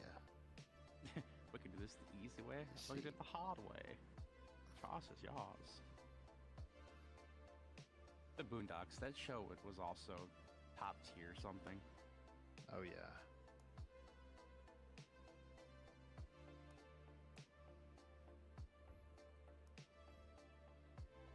Now, see, Chris Hansen. See, I call you Chris Hansen. Oh, I'm not here for them. I'm here for you. I ain't looking for some no kid I booty. came I'm here for for dude man's booty. butt. Here For for man's butt. Yeah. Well, I don't think you and me are gonna be doing anything any sort of way. And I see you choosing the hard way. I'm a warrior.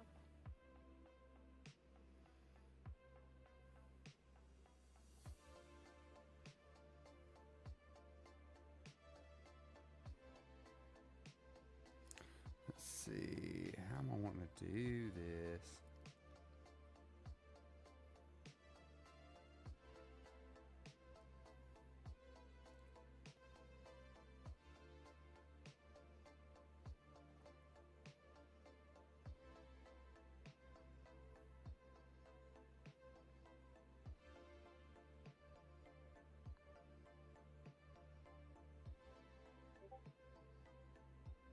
What was the that scene too? It's like, haha, Baboon Obama being here soon enough. Hey, you're not too ugly to be raped, mother. I apologize for my outburst. Yeah. Uncle Ruckus is an absolute menace. He truly is. Now, we can send your kids to jail for the Scared Straight program, or we can expel them. Ooh, pick jail, Dad, Granddad, pick jail.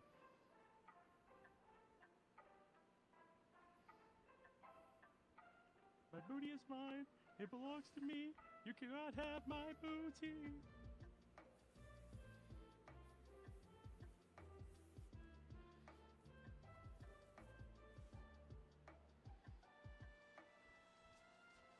Pay attention. You're about to witness an end moment. Oh, dude, that was so funny. It was like, one of the top 3 causes of death is like... It's a perfectly good time to Sugar throw your life diabetes. away. Yeah. Yo, squeeze. So I don't have the plugs. I'll just get gold. Gold's only gonna help me right here and now for a few chests. The Bloody Cleaver is so stinking good, and then the Overpowered Lamp plus 1 chance to proc on hit effects. That's super stun. Ooh.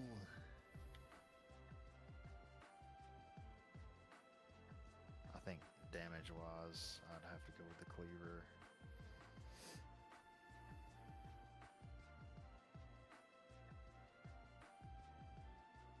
Just couldn't have them all, could I? I love those posts. It's like, guys, before COVID, we had 24/7 Walmarts, McDonald's. We had it all. I know. And we didn't know what we had until we lost it. Yeah. Never know what you have until it's gone. The $1 McDoubles and McChickens. I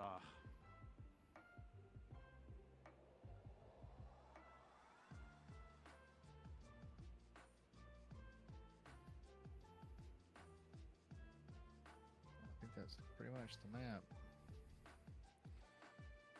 Okay. Oh yeah, we were in a party too with like 5 people. We're like, all right, I posed the question. I was like, which fast food place is the best French fries? And I was like, I say Arby's or Rally/Checkers because curly or spicy is great. One person's like Burger King, and I was like, okay, I can respect that. One person was like I McDonald's. Then another person goes KFC French fries, and I go, we all just said get out. We said leave the party now. He's like, well, you ever had them? I'm like, no, leave. Have you ever had them? Have 'em. We don't have to have them to lose respect for you.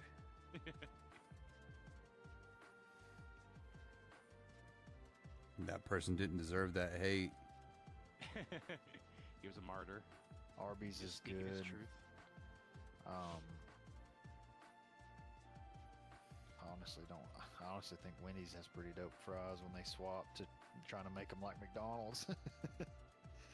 It's like, man, people really do seem to love these fries. Let's copy them as much as we can. I actually kind of like, I like Whataburgers. Never got to go to Wada. Waluigi Burger, Where do you live? Michigan. Oh, dang. Yeah. Canada. Yeah, pretty Canada much. Free trial version. He had Diet Canada. Diet Canada, yes. You kidding me? I think Canada's Diet Michigan.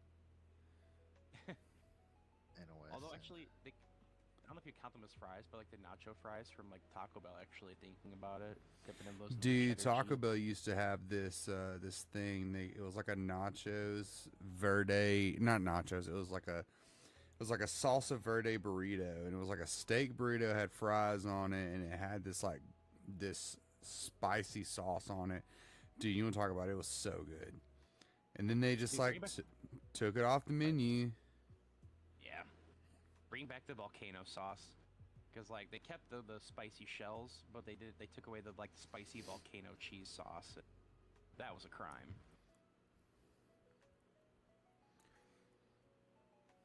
Okay. And now they're selling Baja Blast pies. I'm like, what are you doing? Baja Blast pies? For $20, you can get a pie that is Baja Blast flip. Just like I was yesterday years old when I found out you could buy birthday cakes from McDonald's. I think I was today years old. Yeah, I follow. There's this guy like Jordan the Stallion, I think is his name. He's like an influencer. He'll have like food recipes or different things, and he'll like actually go and see if they're real. And he's like, yeah, can I get a birthday cake? And I was like, the worker, to be fair, did not know that they existed until they asked their manager, and like, oh yeah, they're in the freezer. Go get.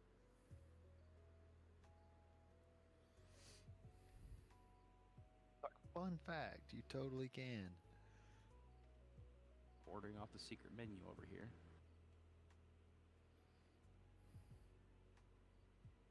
Oh, some of these boys are getting close. What's the wildest thing you've ever seen people do with like fast food? I once got a land, sea, and air burger. Oh, And whenever I asked for it, they were like, "Oh, what?" I said, "A land, sea, and air burger," and it was a McDouble, a McChicken, and a fish fillet, oh, and they stuck all 3 patties on one. dang, okay. Bro, you want to talk about? It was actually not that bad. What about you, Carson? You have an entry before I get to mine? The craziest thing I've seen somebody do with fast food, like making it, like what's the craziest thing? I don't know.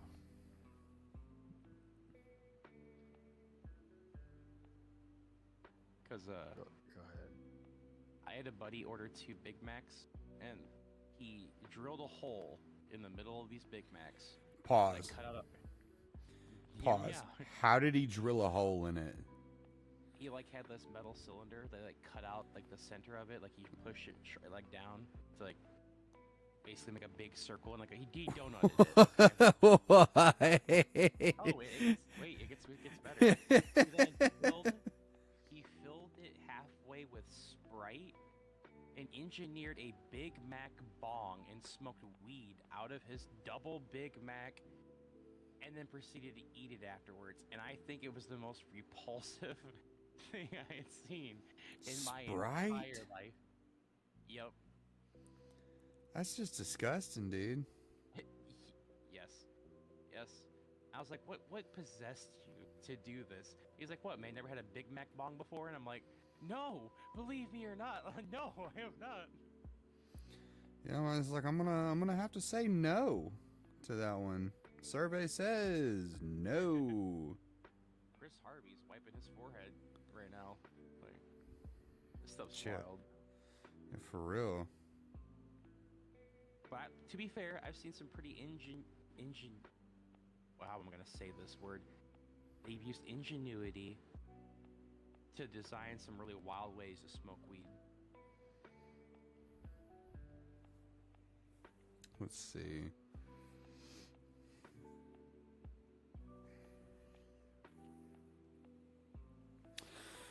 So I can't really decide what I want to do. Like, do I want to try to do animation, or do I want to do like a almost like a motion comic? You know what I'm talking about? Mm-hmm. Have you seen those where it's just like a bunch of still images, but they're kind of edited to move a little bit? Yeah, I just like manga spoilers. Like, they'll take something that's not animated yet and like take the manga chapter, make them move, animate them. Yeah, that's what I'm thinking about maybe doing that instead, but I don't know.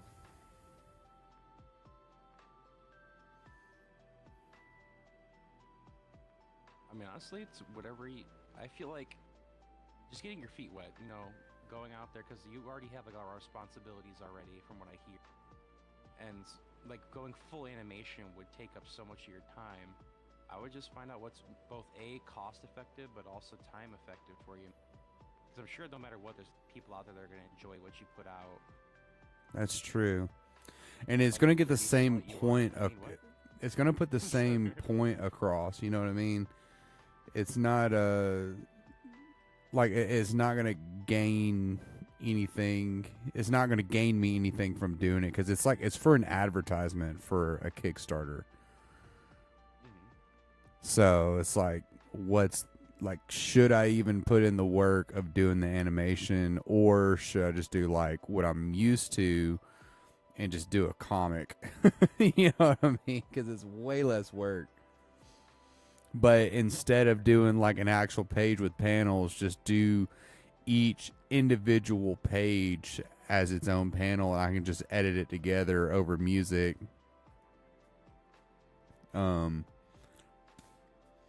Kind of do it that way to kind of give the vibe. Well, I know that both Destiny and League of Legends have both done stuff like that, where they've had like, not animation per se, but like, animated slide with music over it, and it is cost effective, and it can also still just end up looking really good and turning out well. Just Right. again, time and cost effective.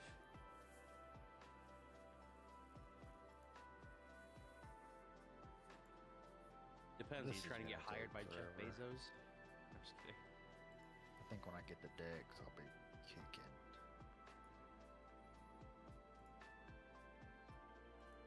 I work for Jeff Bezos. Zach? Well, I'll tell him he has a shiny I don't head. see him. I mean, I'm in Alabama. What, do you work at Dead Blue ass Origin or in something? Seattle. Yeah, that's exactly where I Okay. work. Huh. Is it true that they whip you with whips and chains and you get like, you have to pay them for your part-time off? No, I'm just kidding. Duh, there's no chains.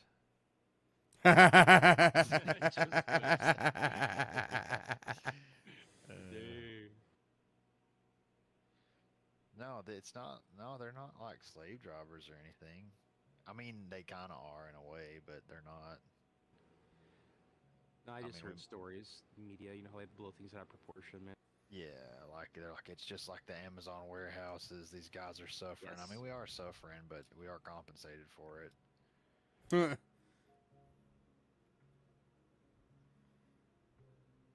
Honestly, I would want to get like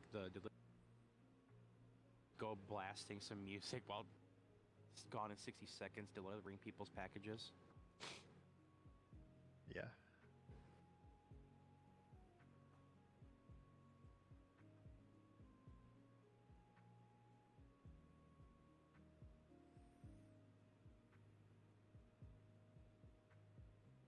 Although I'm getting more worried for people that do have jobs like that because I'm seeing more and more like news articles about like semi trucks with like GameStop merch being robbed and like Fast and the Furious 1 movie level stuff. Like they're stealing Nintendo Switches or twos and various just other merchandise, and I'm like, I couldn't even imagine. It's a lot easier than you think. I mean, all you got to do is just point a gun. No, I'm joking. I'm joking. Whoa. All you need is time and opportunity and ammunition. Plenty of ammo. Pause. Speaking of the Fast and Furious movies, think the next one they're gonna like go to Mars or something? No, I'm just kidding. The next what? Fast and the Furious movie. Oh, there's no telling. They probably drive there. Didn't like in one of them they actually go to space for just a split second? I think so. I didn't. Yeah. It's one of the last two movies they came out with. Good grief. Yeah, I can imagine that from gangs and racing and robbing to now we have to work for the CIA and race cars to the moon and fight super villains.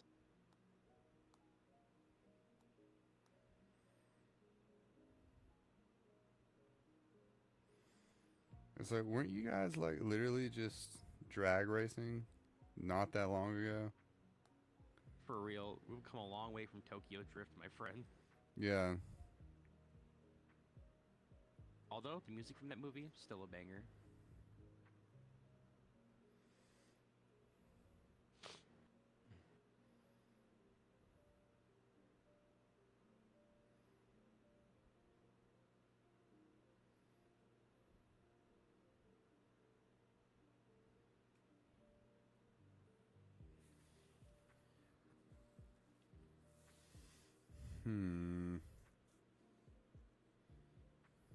Oh, I got the executioner now, buddy. He's ramping. I'm about to murk this guy. I can't even see the executioner. Like the hits are so large. I mean, I can see it. I mean, that's a little bit of an.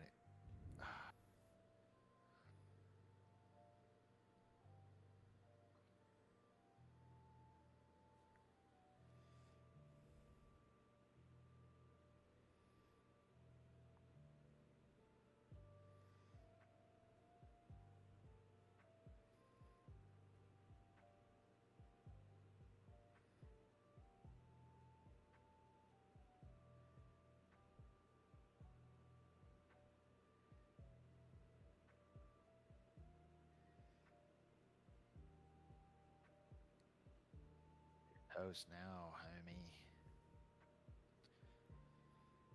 Gone. My first time ever playing Noelle, and I've beat the final boss with her. Like you actually went all the way to Bark Vader or whatever his name is. Yup. Bark Vader. Yeah. Duke, I am your father.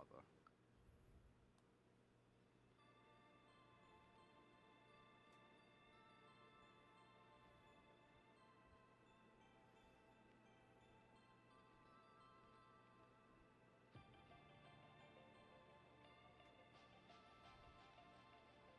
gonna have to start juicing up the difficulty tone.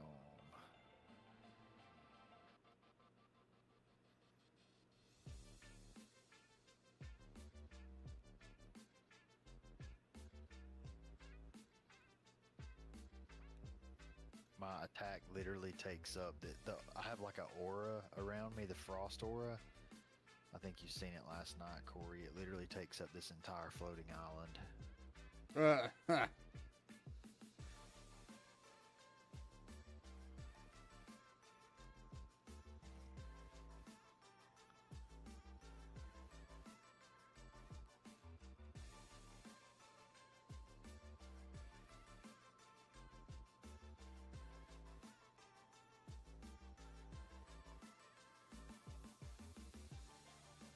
If I can get a chest drop with something crazy in it, I can still have like a crazy good run. It's just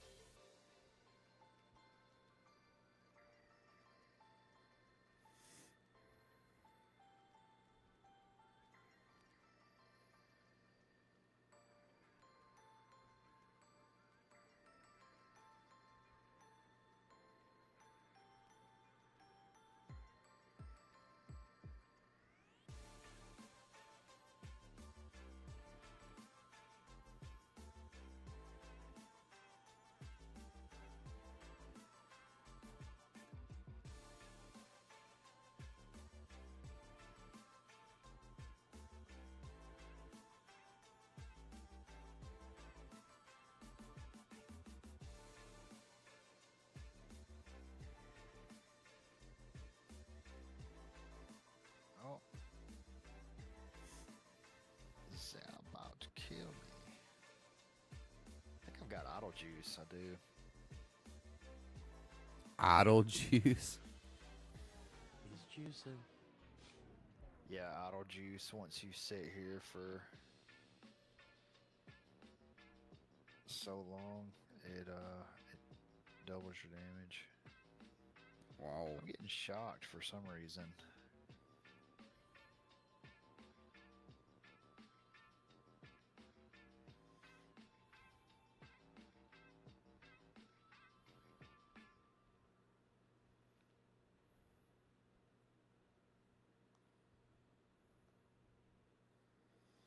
It's unfortunate.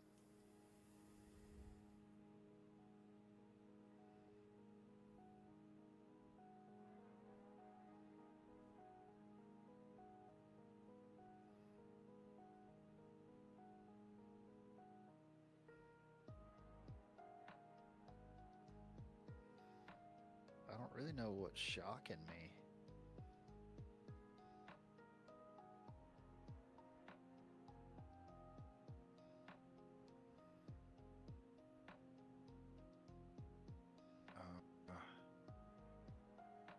I somehow have an anvil. I don't really know how I got it or when I got it. I feel like I would know. I don't have a Kevin.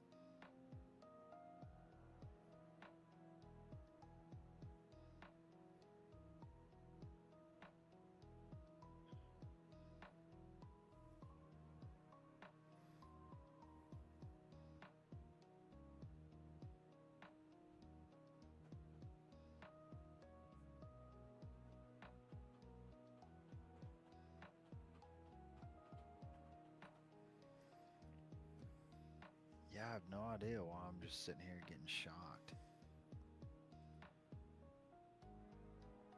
Kevin. Don't tase me, bro. Hi, Kevin. I didn't know that was a hat. It wasn't.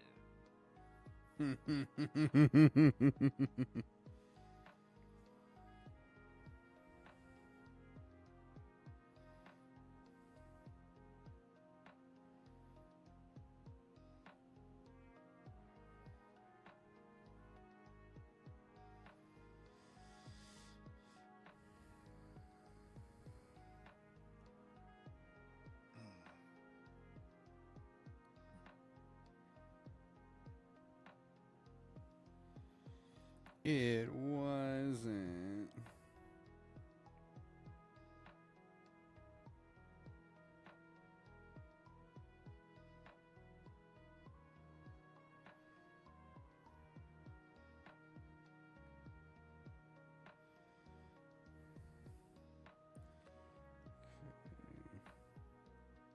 guess that's the idle. I don't really know. That's what the idle juice does. Well, the idle juice doubles your damage when you're just standing still, but I think you have to stand still for a long time, so I don't know what the dealio is.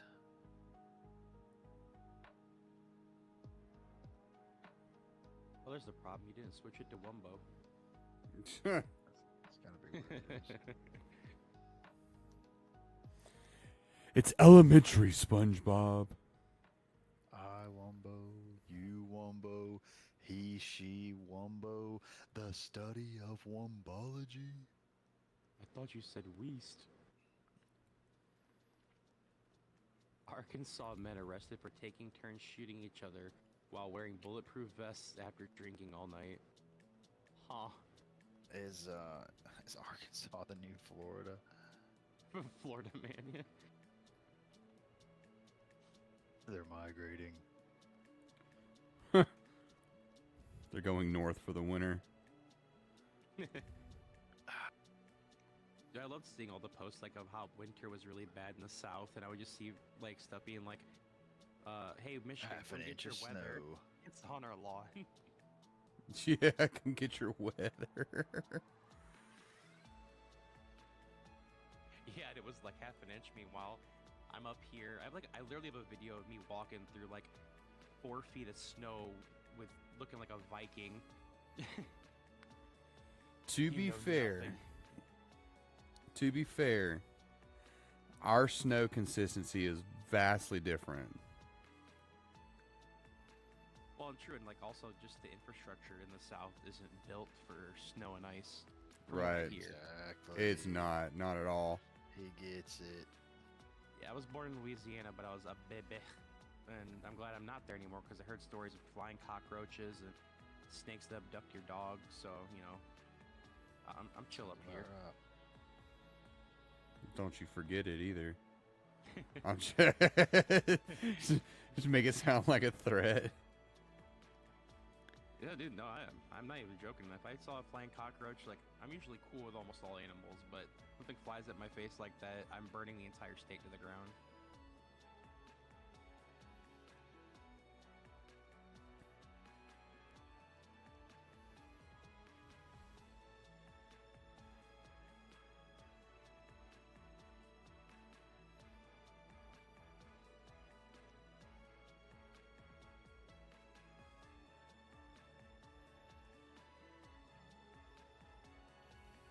Okay.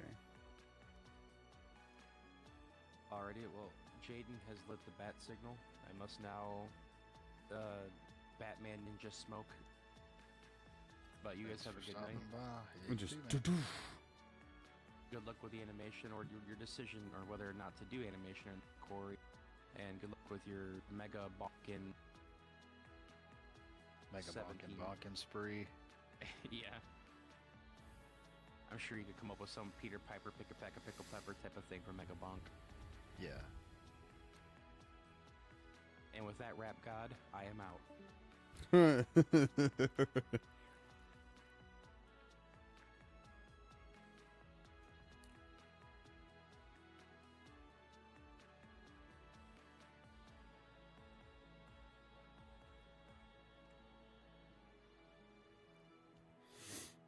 Let's see. I think I am just gonna do like some kind of motion comic type thing, just because it'll be easier to kind of handle.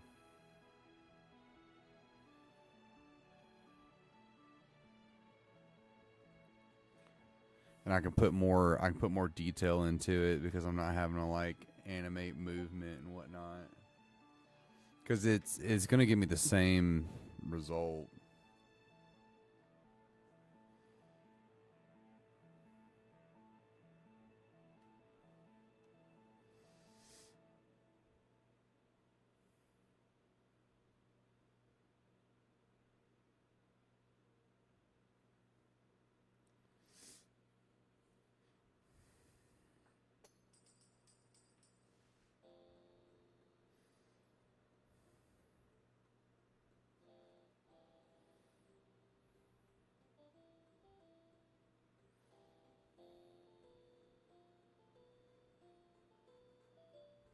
hear the other people. Good. Do what? Daniel's in the stream. He's like, I can hear the other people. I'm like, good. Good. Good. Nice I'm to meet encouraged. you. They're tired of not having a voice.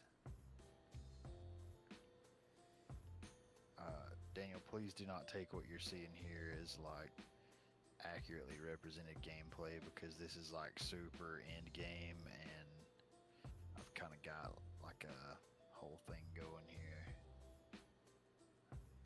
I gotta get to the utility belt. Oh, energy core. I don't know what this does, but it sounds cool. This is a new item. Alright, they're about to start beating the crap out of me. Oh yeah, I'm going to die soon, I would say.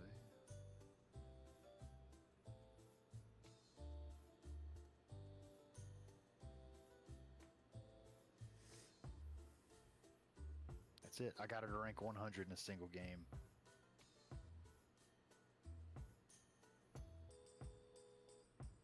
Freaking nutty, dude. Our blood mark once again done so much work. The Executioner in second with almost 1 billion damage. Grandma's Secret Tonic, almost 1 billion. Cursed All Lightning Orb, Dragon Fire, Curse Grabbies, then Blood Magic. Stinking nutty. That's stinking cool. Good job, Noel. You're not half bad.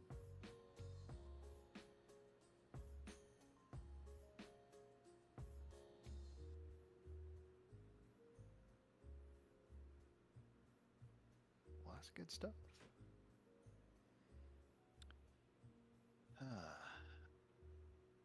Yeah, she's pretty fantastic. I didn't have the scythe, and I did not have the lamp. The lamp would have been so good with all the ice things. It would have it raises the chances of proccing your on-hit effects. So like I had a lot of, it would have skyrocketed my blood mark and freeze, which would have been nutty. Absolutely crazy. Couldn't have done it better myself. All I'm missing is 2 weapons, 1 tome, and 4 items. 10,000 enemies is Birdo. Amog.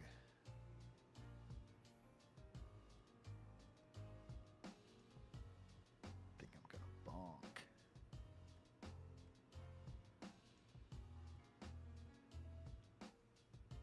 Think I'm gonna call the bonking right there.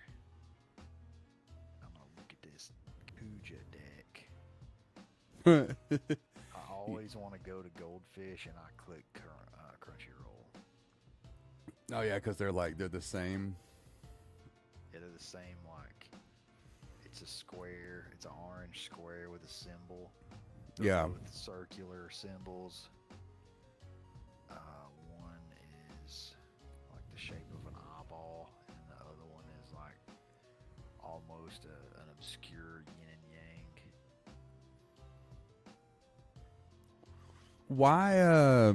Why Goldfish? Why do you use that one? It just has a lot in one place. I mean, it has a lot of like Magic news. You can look through popular decks. I think it sees a lot more traffic. So there's just, if you have a commander you want to build a deck around, you can just look through hundreds of decks people have made from $5 all the way up to thousands, and you can just copy paste them into whatever you're playing.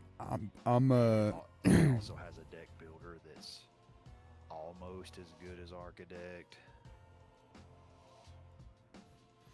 I am building a deck that's going to cost me about $5 to build. Well, roughly about the box of sleeves is going to cost me more than the actual deck is to build, and it's going to be like a turn 4 or 5 winner.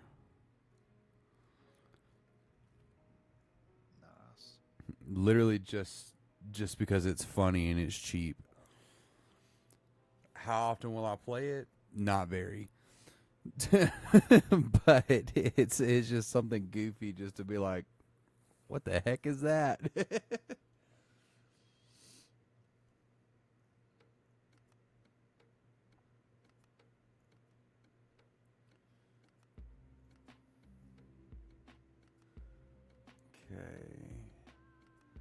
Trying to find like some kind of wallpaper. I wonder if I can get like some kind of texture. I probably actually have textures. Hold on. Let's see. Let's see what we got here.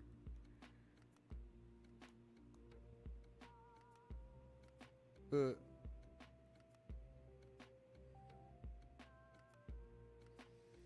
my god, I do have textures.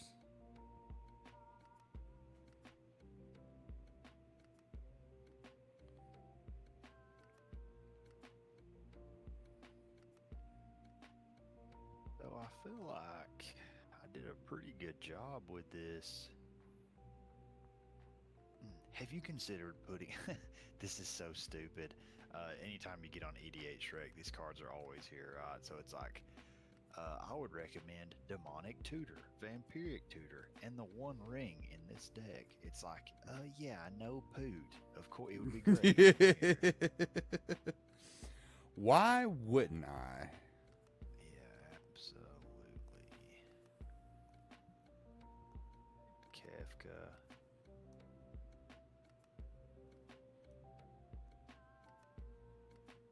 I just gotta make wizards, bro. So this is let's have a look. This is a little more expensive than I was thinking it was gonna be. I thought I had this down to 200, and I don't.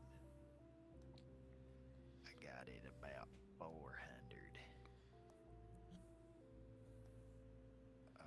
Let's optimize this bad boy.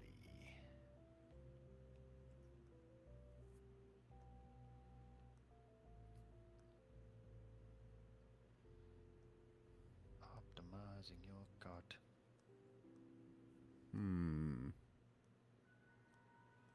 So I don't get this. It optimizes the cart. Yeah. Got 100 cards in there, of course. Like here is literally, it's like, all right, I'm gonna copy paste 100 cards into Goldfish. Then when I add it, it's like, all right, here's 91 cards. I know for a fact the cards are on Goldfish. And then you optimize it, and it's like, all right, your total, we took $100 off of it, but there's only 70 cards. It's like, that's not optimal. I mean, Yeah. if you're just removing cards from it, that's insane. So I have, all right, I can cut this down quite a bit, I would imagine. Okay, so I have Tomb of Yawgmoth, which I don't think, for $50, I don't really think I got anything in here that's given me crazy value. I mean, I've got whatchamacallit,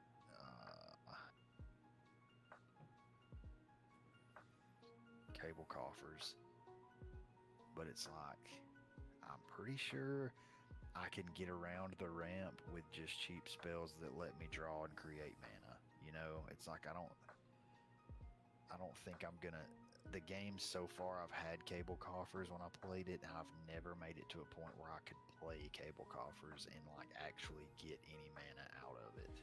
Why not? Why not just run Crypt Ghast instead? Yep. Literally the same thing in a very quickly working format. Yeah. So Urborg. And it's generally cheaper too. Yeah, it is way cheaper. Tomb of Yawgmoth is $50. Good grief. $8. but it makes. Is it all your lands? Each land is a swamp in addition to its other type. So every stinking land on the board is also a swamp. So I don't understand. Is that a win con here? Is that why this is in here? Swamp Walk. But I don't need it. It's a burn deck. I'm not attacking you anyway, you know? Well, then, yeah, you wouldn't really need it. Then cable coffers, I'll probably take that out. I like how you keep saying cable coffers. Like that's like that. Cabal. Yeah, it's Cabal. It's your mom. How's You that? right. You right. Pew Pew UFO.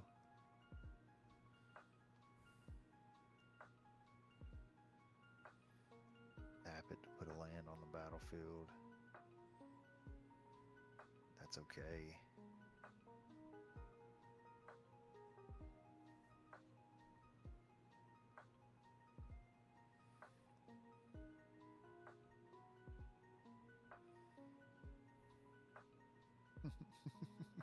I like how you keep saying that, like, and it's just not gonna, it's not gonna work. It will never be right. Like, it'll never be the correct pronunciation. Yeah, well, whatever. All right, so there's that.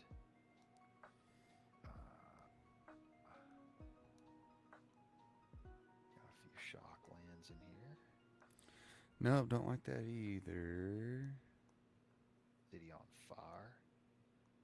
You know they're supposed to be reprinting the Shocklands. Oh, really? Yeah. Emancipation. That's great. Deals triple. And a burn deck, a damage doubler and a damage tripler and a burn deck is significant. Like, I literally got like 4 wizards out on the board, and I had a creature that doubled triggered abilities, and then I had a damage doubler, and I cast 2 spells, or cast 3 spells. That's what's really cool about this. Like, typically the synergy is, so the way Kuja works is on each end step you make a wizard that burns people for 1 when you cast a non-creature spell. Is this each one of your end steps, or Yes, each one of my end steps. Well, then once you have 4 or more wizards, Kuja transforms, and that doubles. If a wizard you control would deal damage to a permanent or player, it deals double that damage. So he makes wizards, he makes burn cards, and then when you flip him, he doubles the damage of the said burn wizards, right? yeah?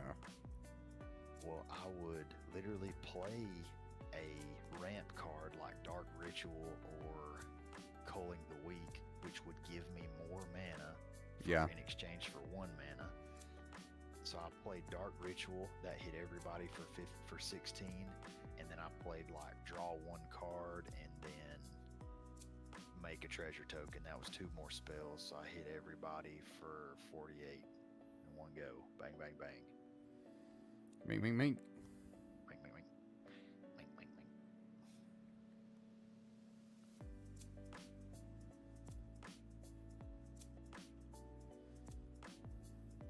I feel like I need some of the medallions, like Jet Medallion. What colors? He's black red. Oh, he's Rakdos. Yep. We played last night. John was like, a spell slinger deck? That is not, is it? That is very strange. I was like, yeah. I mean, I played one that was also Rakdos. Then I played one that's Demir as well.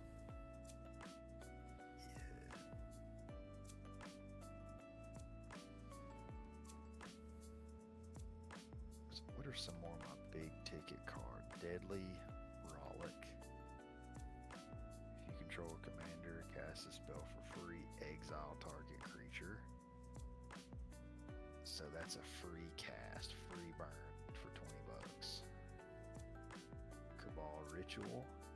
Pay 2, add 3 to your mana. Instead, add 5 if you have 7 or more cards in your graveyard. That's pretty easy to get value out of. Culling the Weak, that's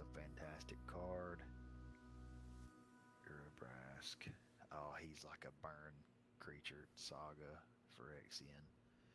Whenever you cast an instant or sorcery, Urabrask deals 1 damage to target opponent and adds 1 red mana. For 1 red mana, you may exile him and return him to the beginning state of his transform state, which is a saga. Yeah. So, state 1, the Great Work. He turns into the Great Work, deals 3 damage to target opponent and each creature they control. So that's kind of awesome. It's almost like a board wipe. And then next turn you create 3 treasure tokens, and then the next turn until or at the end of the saga, until the end of the turn you may cast an instant and sorcery spell from any graveyard. If a spell cast this way would be put into a graveyard, exile it instead, and then exile this and return it back as its creature form. You may cast from any graveyard. Well, the problem, Dale, is it doesn't say you may use mana of any color. So that means that you have to. Good. It's a good card, but I don't think it's. And then God of Storytelling. Oh yeah, whenever you cast a spell, add 1 red mana until end of turn. You don't lose this as mana. You don't lose this mana as steps and phases end. Creatures you control can boast twice during each of your turns rather than once. That's good, but it's not amazing. I think I can make this deck quite a bit cheaper, but then also make it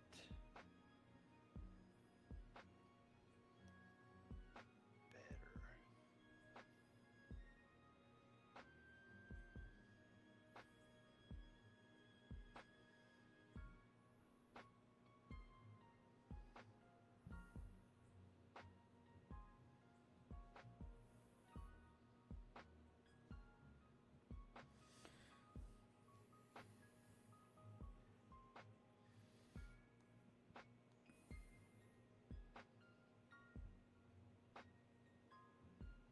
Starting town is $15. That's kind of goofy considering this doesn't have not command tower, and there's a couple other ones.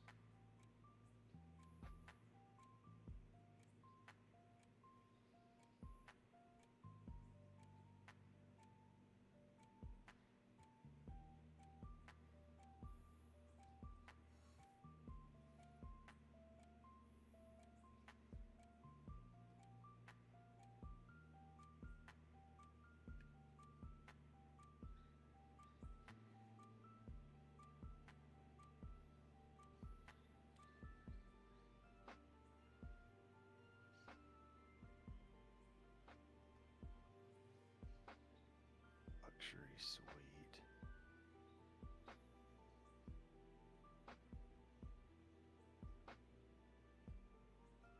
Blood Crypt, Bloodstained Mire.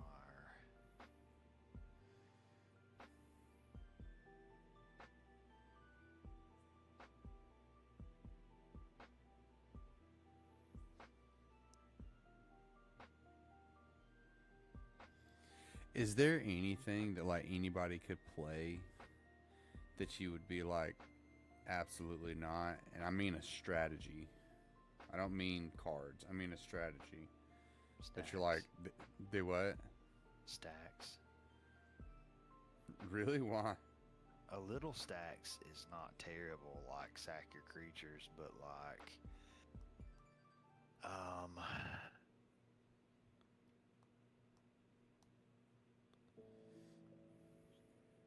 let's see. If I see a Sin Triplets, I'm gonna be sad.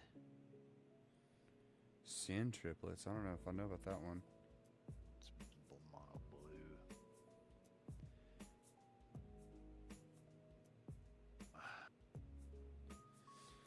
I don't know if I like Something- fully understand like why Stacks is so bad.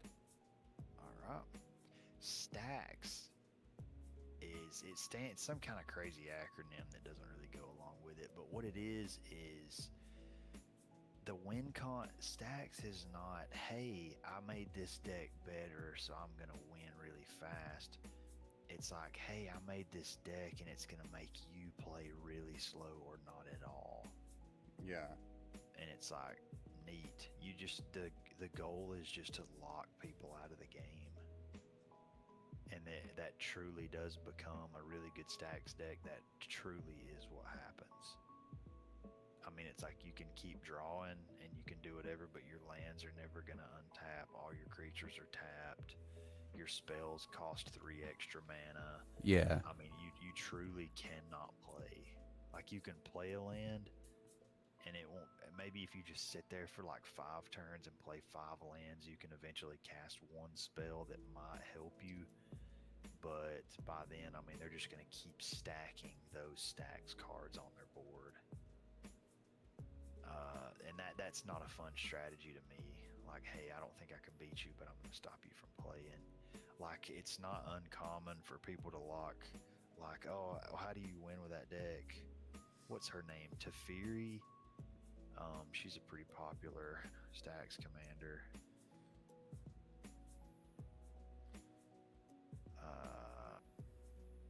No, Daravi, Imperial Tactician. She's a pretty good Stacks commander.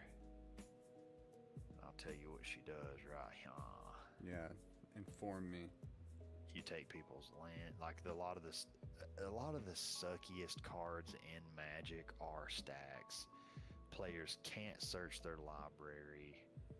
Oh, you shut down tutors? Yep. That's called Leonine Arbiter. He's literally 2 mana. He's white. White's pretty cookie. Players can't search their libraries. And then non-creature spells cost 1 more to cast. Winter Orb, as long as it's untapped, you know what it does. Players can't untap more than 1 land during their untap. Static Orb. If Static Orb is untapped, players can't untap more than 2 permanents during their untap step. Magus of the Moon. Non-basic lands are mountains. You turn all non-basic lands into mountains. Oh, you're playing a blue deck? Sorry. Sucks.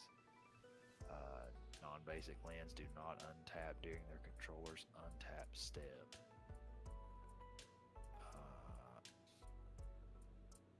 What else?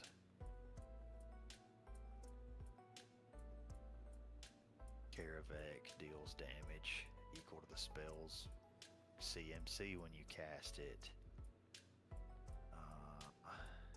Oh, actually, that's what Andrew stole in that one game and threw it at my commander.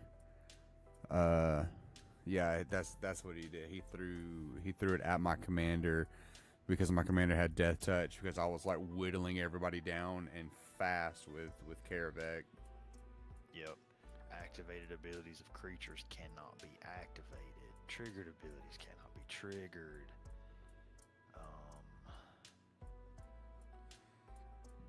What else?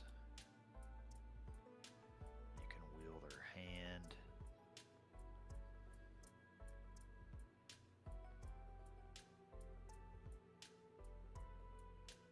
Players can send no more than 1 creature at a time. Wait, like send it in combat? Yeah, players can attack with no more than 1 creature each combat. A lot of lands don't untap. A lot of creatures don't untap.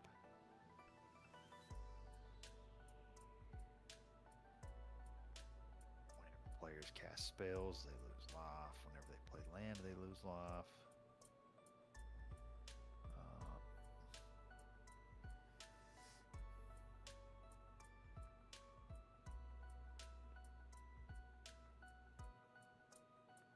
Okay, the Send triplets. At the beginning of your upkeep, choose target opponent. This turn, that player cannot cast spells or activate abilities and plays with their hand revealed. You may play lands and cast spells from that player's hand.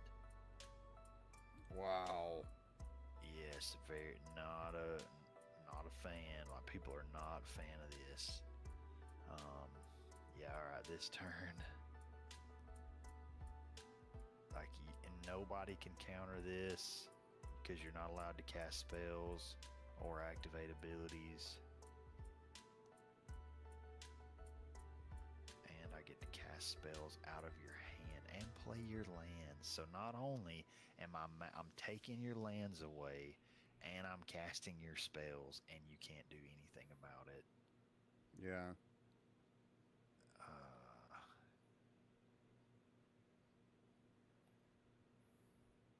So Daravi, the Imperial Tactician, she is a 3 mana cost commander, but once she dies one time, you can just pay 4 mana to put her into the battlefield from the command zone. So she's immune to commander tax. How is she Whenever immune to? She has an ability that just states pay 4 mana to move her onto the battlefield from the command zone. So she dodges commander tax. She's a 2/3 flyer. Whenever she enters the battlefield or a creature you control deals combat damage to a player, you may tap or untap target permanent. So you get these burn cards out, these burn creatures, and these blink effects. She's green, white, blue. Yeah. So you get the blink effects going, and you get all these. You find these sneaky ways to just ping people, and you keep all their stuff tapped. Like you just start, oh, your stuff's tapped. I'm gonna tap your lands. I'm gonna tap this, tap that. And then while you're trying, that's slowing you down massively. And then at the same time, I'm also playing cards that further cement the stacks. So you almost lose before you get a chance to play. You know what I mean? Like the going Yeah. gets good, and it's like, hey man, like the first spell I mean it's 3 mana, so like I'm literally gonna cast her on turn 2. So that's like Immediately the start tapping true. your stuff. That's like the true control.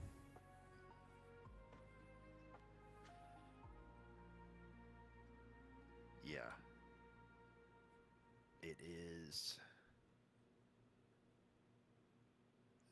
It's vicious. It is vicious. I feel like you wouldn't even have to put a lot of money into that deck, and people would still be like, I'm not playing against that. Yeah, not at all. Like it's literally its whole strategy is built around you not getting to play. And I mean, no one's gonna enjoy that.